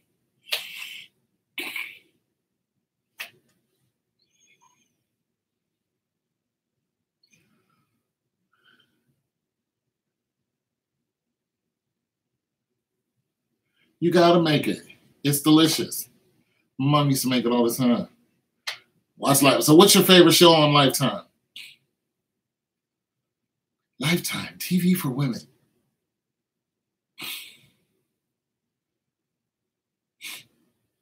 One of my favorite shows, I don't know if it's on Lifetime, but I YouTube it all the time. It's called American Greed. Married at First Sight. Oh, yeah, that's a coupon. That's a coupon. I have to stay awake through all that. That's a coupon right there. I'm just saying. That's a coupon.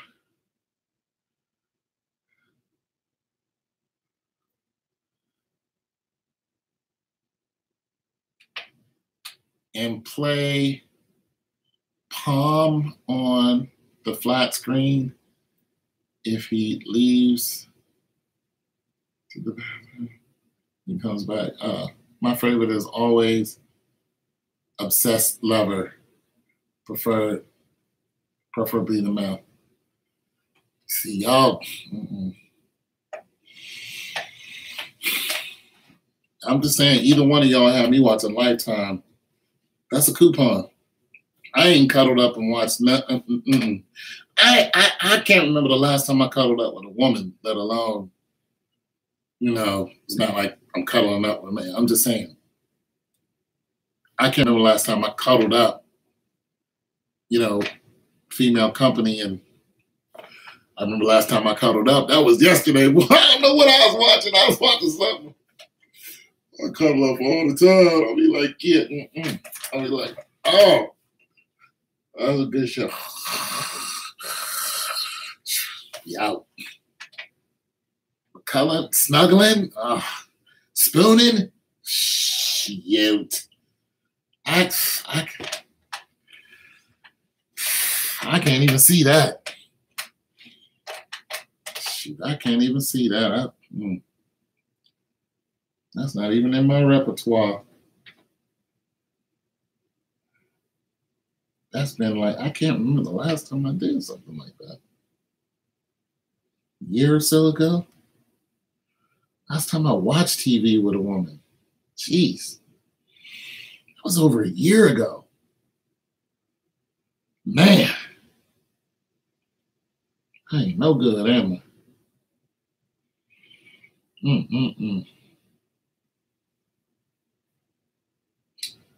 I'm just all out of practice, ain't I? Yeah, it is what it is. I can't sit still that long. I remember watching TV with her. I was in the bedroom. Watching the dang on TV. And all I could think about was going home.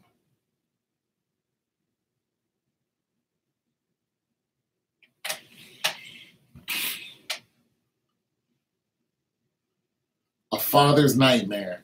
Oh, man, that's all coupon right there.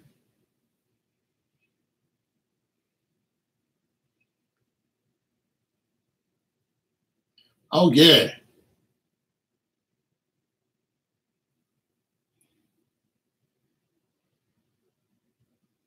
See? Y'all, that's y'all lovers. That's what y'all should do. Love on each other. I know me. I mean, I'm laying there with a beautiful woman and I'm just like looking at the TV, talking to her. And I got bored listening to her and talking to the TV, and I don't know who I was talking to. All I kept thinking was, I need to go home and write some papers. I wanted to go home. I just wanted to go. I just didn't want to be there anymore. I didn't want to be around anyone. I couldn't imagine a girl coming over here and trying to cuddle with me. It would be a fight for me mentally to try to stick with the conversation or the. Sorry. I probably wouldn't say anything. Probably like.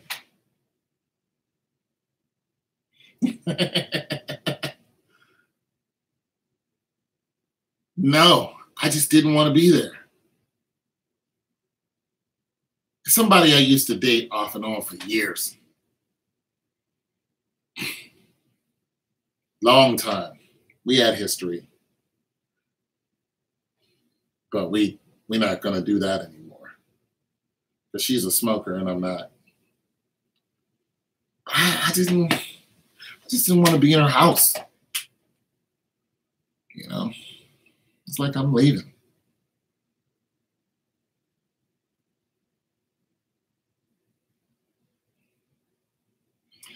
She would call me over and say, hey, can you come over and do? I'd be like, sure, but I can't stay. She hated that. Because she wanted me to come over and do whatever and stay there for the rest of the night. And I was like, no. I don't want to stay in your house. I'm comfortable at home. But I would come over and do whatever it is you needed done. I don't have a problem with that. I didn't even care if she called somebody else over. Fine, call them, have fun. Do whatever you do. I don't care. I just don't care. I'm pretty apathetic when it comes to that because that's what they're going to do anyway. So knock yourself out. Hope you guys have a good time. You know, do it on the ceiling. Bust one for me. I'm not going to be hurt by that. It's a good chance I'm not going to come back if you say that to me, though. I'm going to be like, have Marvin do it. You know, don't call me. So I don't care. Now her kid is 24 and her kid's 24 and her kid's son is like 8 years old. Now, if they had an issue, I would be over there in a heartbeat. You know. Or the brother. Her brother's a cool dude. You know. So I'd be over there and help in a heartbeat. I just wouldn't stay. Like, I wouldn't go over there to try to get some nookie and then be cuddled up. Man, we're not doing that. I'll come over, help whatever it is, and I'm leaving.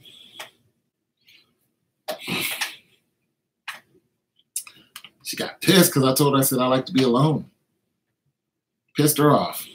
I don't know what to tell you. Yeah, I don't mind being there for you. You need something fixed or something I can handle. But I'm not staying. Because I don't smoke. I don't sit around and talk loud. I'm not interested in you. I'm not interested in the way you are. You know, if I tell you I don't smoke, I don't smoke.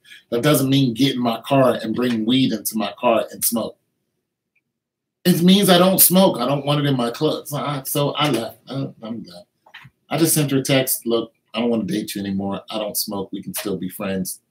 She's like, okay, well, don't try again. Fine, I'm not interested. You know, she don't like the fact that I got a spare tire and she lost, you know, all that ass she used to have anyway, so. Can't help it. You know, I got bigger. I'm not, you know, the slim athlete she knew 20 years ago when I was running all the time. I can't do that no more. I got a belly. And you looking at me with disgust. No, I don't want to be around you.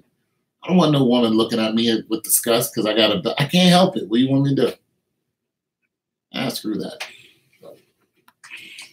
It's another reason why I didn't want to be there. I know my little bit of belly disgust her. I'm like, fine, if I disgust you, take me and my belly. You don't like that good eating right there? We leaving, man, because we have car keys and keys to an apartment. No, we're not living off of you. We have a place to go. It's called home. Talk to you later. No hard feelings, though. I don't be mad about it. But any woman that look at me and twist their lips up, especially when we in bed, you get to look at me.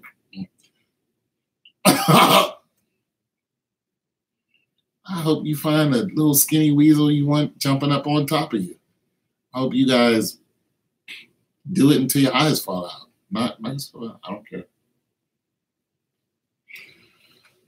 But the daughter and the grandson and like her mom and her brother, I don't have no problem responding to them because they've always been nice to me. Always. Their mom used to invite me over for Thanksgiving. You know, the dad too, but the dad passed away. But they have always been nice to me. Always. I've never had one issue with those people. So I don't have no choice but to show them love. You know, and the daughter, she's 24, 25 now, you know, real smart.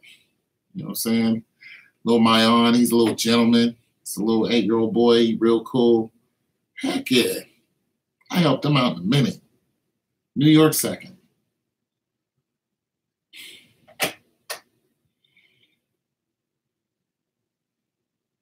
Not annoying me.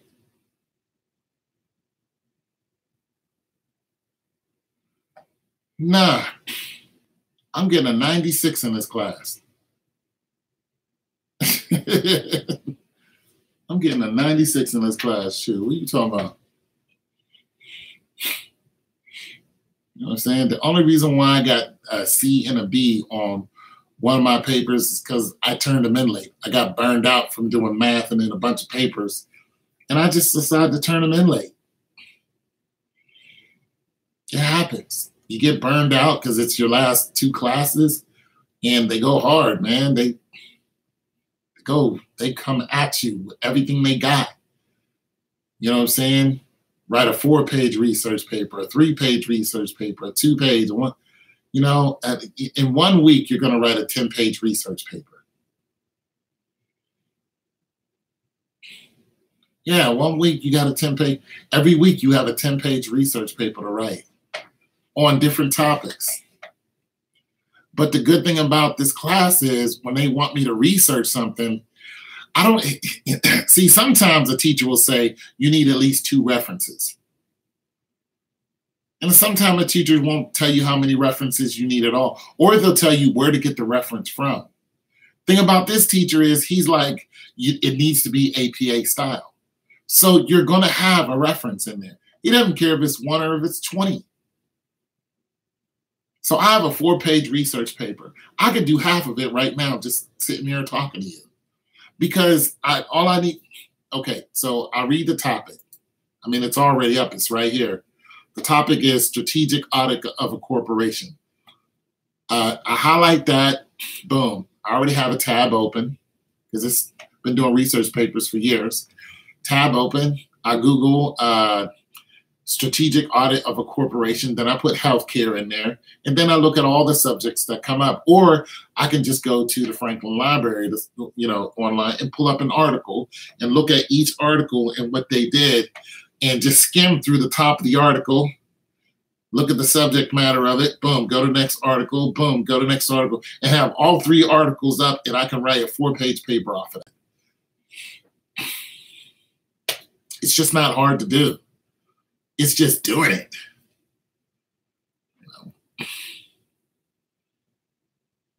But I've been doing it for so long.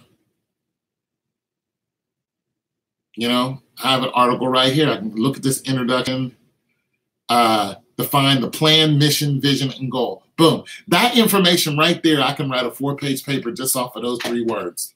Hold on a second. These 3 words, pure and simple.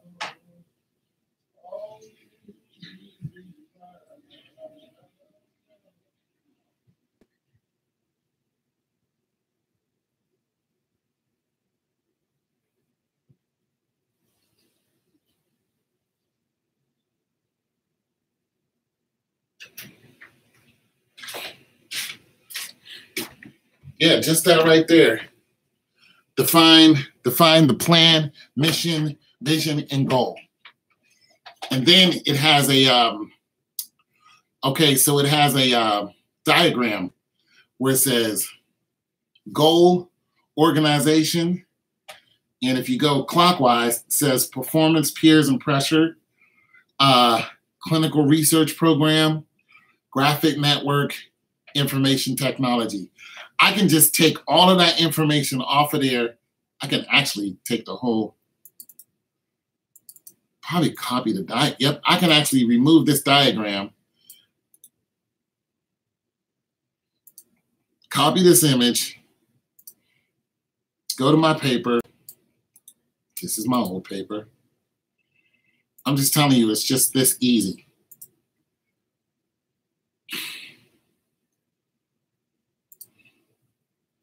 This is my new paper.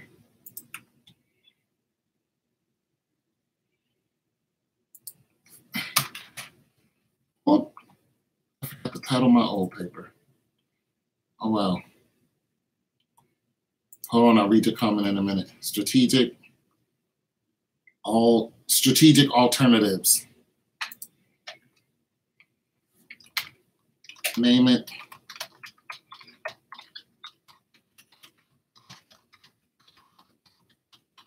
Strategic alternatives.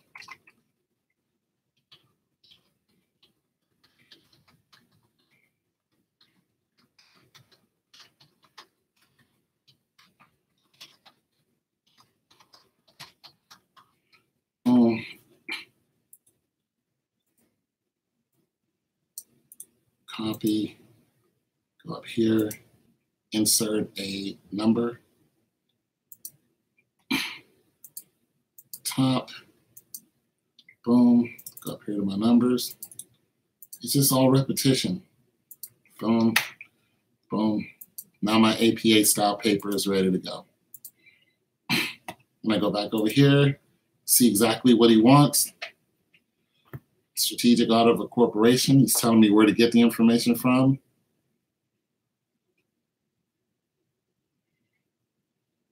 Generate recommendations for strategic alternatives. Healthcare organization respond by questions presented, analyze, and summarize your response. State clearly the recommendations and strategic alternatives in your healthcare. So, you know, it's basically strategically what alternatives are there for you in a healthcare atmosphere. What else can you use besides what you're using now to benefit the healthcare, you know, your healthcare situation? So if your hospital is losing money because your nurses are all RNs, or excuse me, your nurses are all LPNs, and you have very limited RNs, or you have nurses that, you know, I don't know, just something like that, then what's the alternative? Retrain your nurses, you know, tell your nurses, you know, have an incentive for your nurses to further their degree, because there's nothing wrong with the LPN, but the RN is the next step up, and so on. I mean, just different stuff like that. It's just, I could do half of it just sitting here. APA style is easy. APA style is easy. And once I get to typing, like I could read just a few things and whack, I can knock out a whole paper and then put the reference at the end of the paper. I mean, it's just, and sometimes I sit here and I type, like, I'll start this paper. I'll go to the next page and start this paper. Insert page break. Boom, go up to top here, hit the tab. And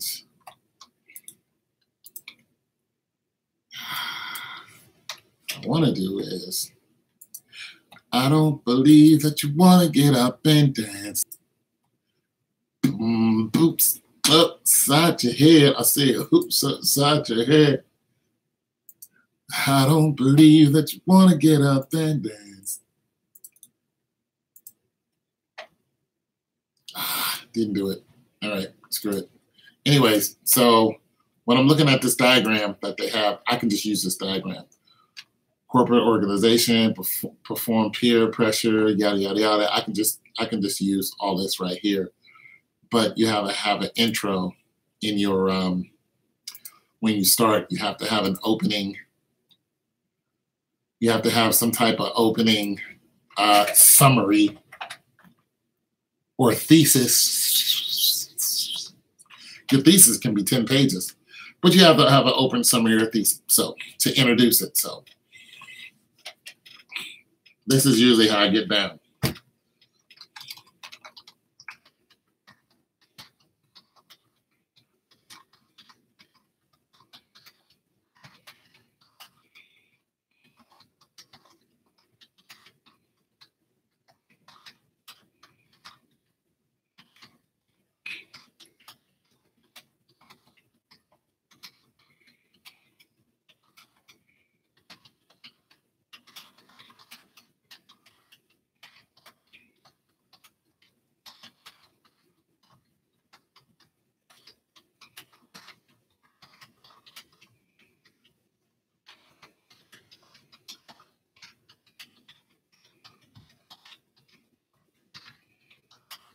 I know I got a bunch of typos, but I know what I'm saying.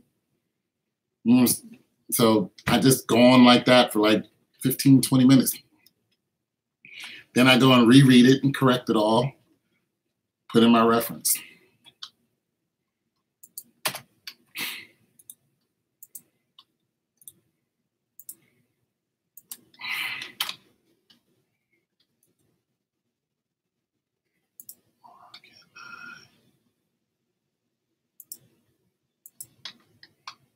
Yep.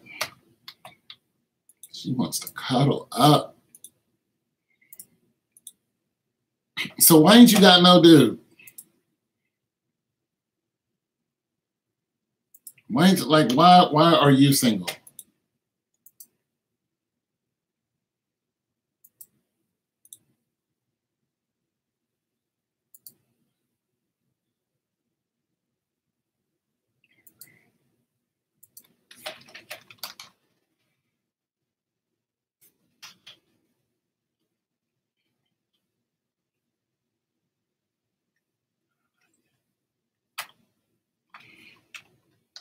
Why are you, you know what I'm saying? Like,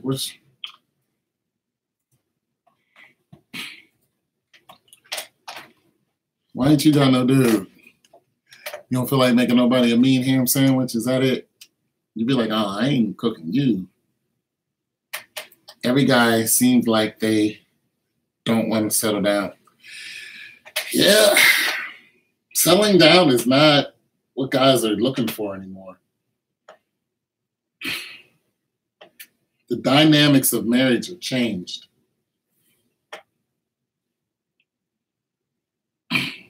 Part of that is blamed on feminism. A lot of men find it safer not to be involved. And they're right. It's like, you guys call the police, we go to jail for a long time. We're guilty before we're proven innocent. It's just best that I don't go around you. You know what I'm saying? The court system is not on the black man's side. Court system is scary. When you're facing that judge, you're going behind bars. It's just not worth it. You know? I understand. I'm afraid. You know, and now they're knocking people off in jail on a regular like it's nothing.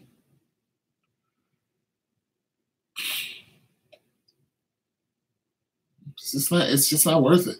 So, but there's some guys who are like, yeah, I want me a teddy bear to squeeze.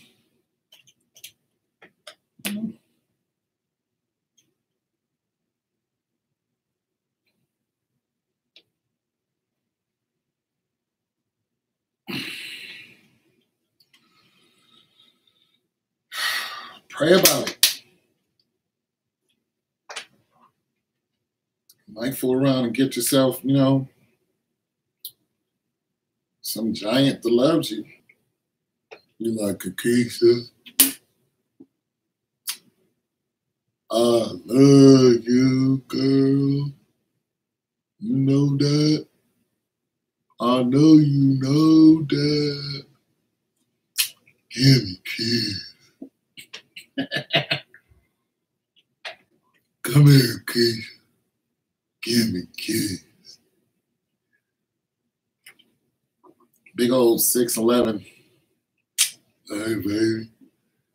380 pounds.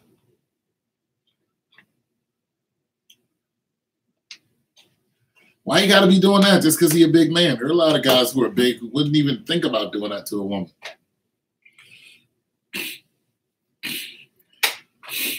Just because a guy is strong doesn't mean he has to use his strength against you. I hate to fight, especially fighting a woman. I can't stand it. It hurts my heart. A lot of these goofy chicks want you to fight them. It just breaks my heart to fight the person I love. It's not sexy to me at all. I can't stand when a woman tells me that they want me to do something like that to them. One time this girl wanted me to fight her, I cried. I just broke out in tears, man. Because she just messed with me until I yanked her little stupid ass up. Once I, realized what was going on, man, I just cried. Because I loved her, and I don't want to be fighting nobody I love. I want to fight for you, fight beside you, fight, not fight you. That's not what this strength is about. I'm supposed to protect you. I can't protect you if you're the one I'm fighting. It just hurts my heart, man. I can't. And too many women want me to do that. I can't. It just hurts. It's just not my character. Because she's stupid. She gets off on violence. She figures that you're not a man unless you're yelling at her and calling her names.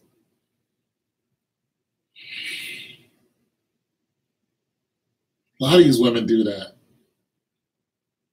Then when you start beating their ass, they want to, put you in prison and laugh about it. But they provoke the hell out of you.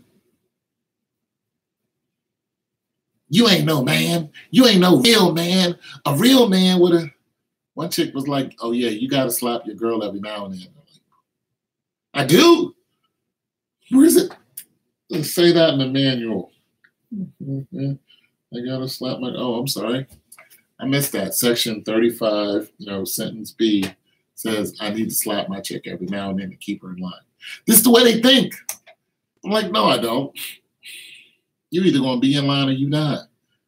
You're going to fall in line or you're going to fall out. That's it. I'm not slapping you just so you can be like, oh, this ain't sexy no more. It never was. If I got to yank you up by your afro, then there's a problem.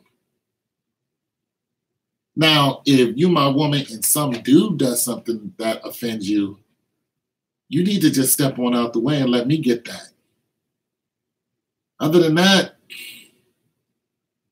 don't ask me to do that. Don't ask me to do nothing like that to you. That doesn't get me all. It's not sexy to me. That makes me look at you like the enemy. I don't want to screw the enemy. Kind of twisted thing. But girls are like that here. They're weird as heck. Slap me like you don't. Used to beg me to do slap me.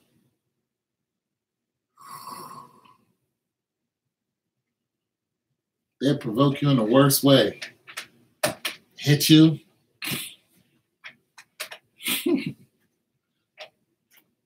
Till their feet are dangling, then I'm calling the cops. I left them alone, man. I'm done. I'm done. I'm done. I'm afraid of these women out here. I get them looking at me all the time, but I'm done. I like my freedom too much. You know what I'm saying? Plus, I no longer hunt for the nookie. The nookie was the only caveat. It was the only thing that they had that was worth going after. I'm 50 years old now. I'm not going to be jumping up on top of you every night trying to, all right, I'm done with that. There's no benefit. I got my own money. Some chicks will offer you money to be around them. Money and food. I cook myself. I got my own money. I'm too old to be jumping up on top of you every day. I don't care about that. So what am I going to do with you? Look at you? You want to be a hard-headed woman? Get out. The hell out of my house. I'm not doing that.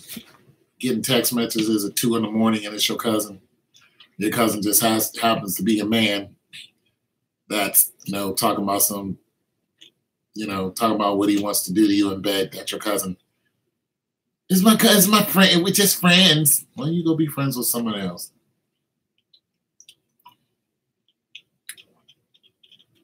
I'm not asking no more questions. I'm not trying to figure out. I'm not playing detective no more. I'm not trying to figure out who this guy is that just pulled up in front of my house. I'm not doing none of that. None of it. You either with me or you're not. You either got both feet in or you got both feet out. I'm done.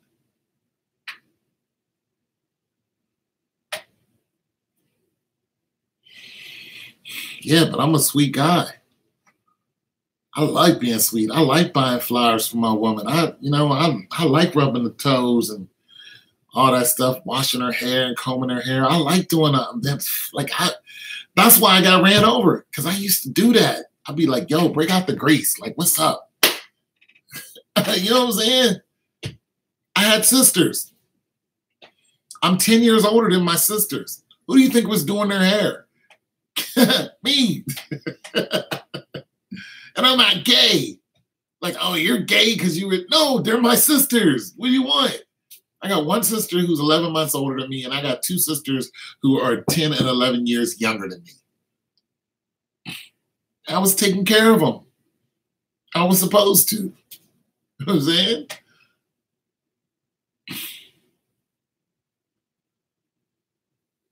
Yeah, you either in or you're out. You eyeballing every guy that walks by. Well, you know what? Go ahead. Knock yourself out. Hey, he's handsome. Yeah, hey, bro, come over here. This woman wants to get to know you. Bye.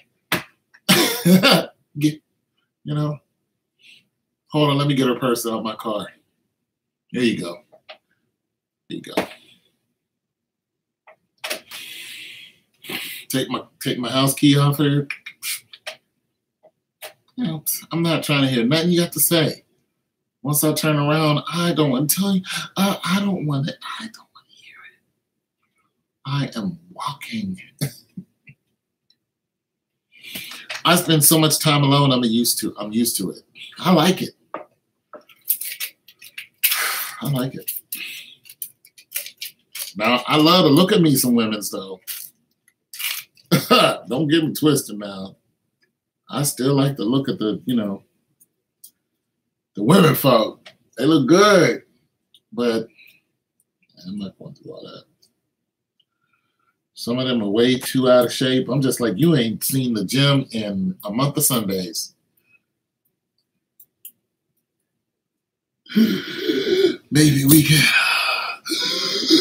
you can go and get yourself something before you have an asthma attack, because you know what I'm saying. 300 pounds looking like, nah. You got to at least try. I love seeing the big people at the gym. I really do. I like seeing the old people at the gym. I like seeing the big girls at the gym. I'm like, she's like, I got to do something about this. Like, that encourages me. When the big girl, like the big girl, on the treadmill, like, boom, boom, boom, boom, boom. Like, when I like that. I like to see that. I'm like, yeah, I'll be encouraging them, like, yeah, do that. Get up on that treadmill. Work that body. Make sure you don't hurt nobody. I like all that. They be bringing their big girlfriends in there too. Sitting there talking it up and, you know, getting it on the treadmill. I likes that. That means you care. That's what that means to me. You care. You care about yourself. But you're not going to eat, you know, 3 triple Whoppers in front of me and think that I'm going to be all, no, I'm not. I'm not doing that. We're not doing that. All right. Talk to you later, baby girl. You on Facebook? You know what you look like. Guess it's not important. Guess I don't need to know. The keys are gone. I guess everybody's gone.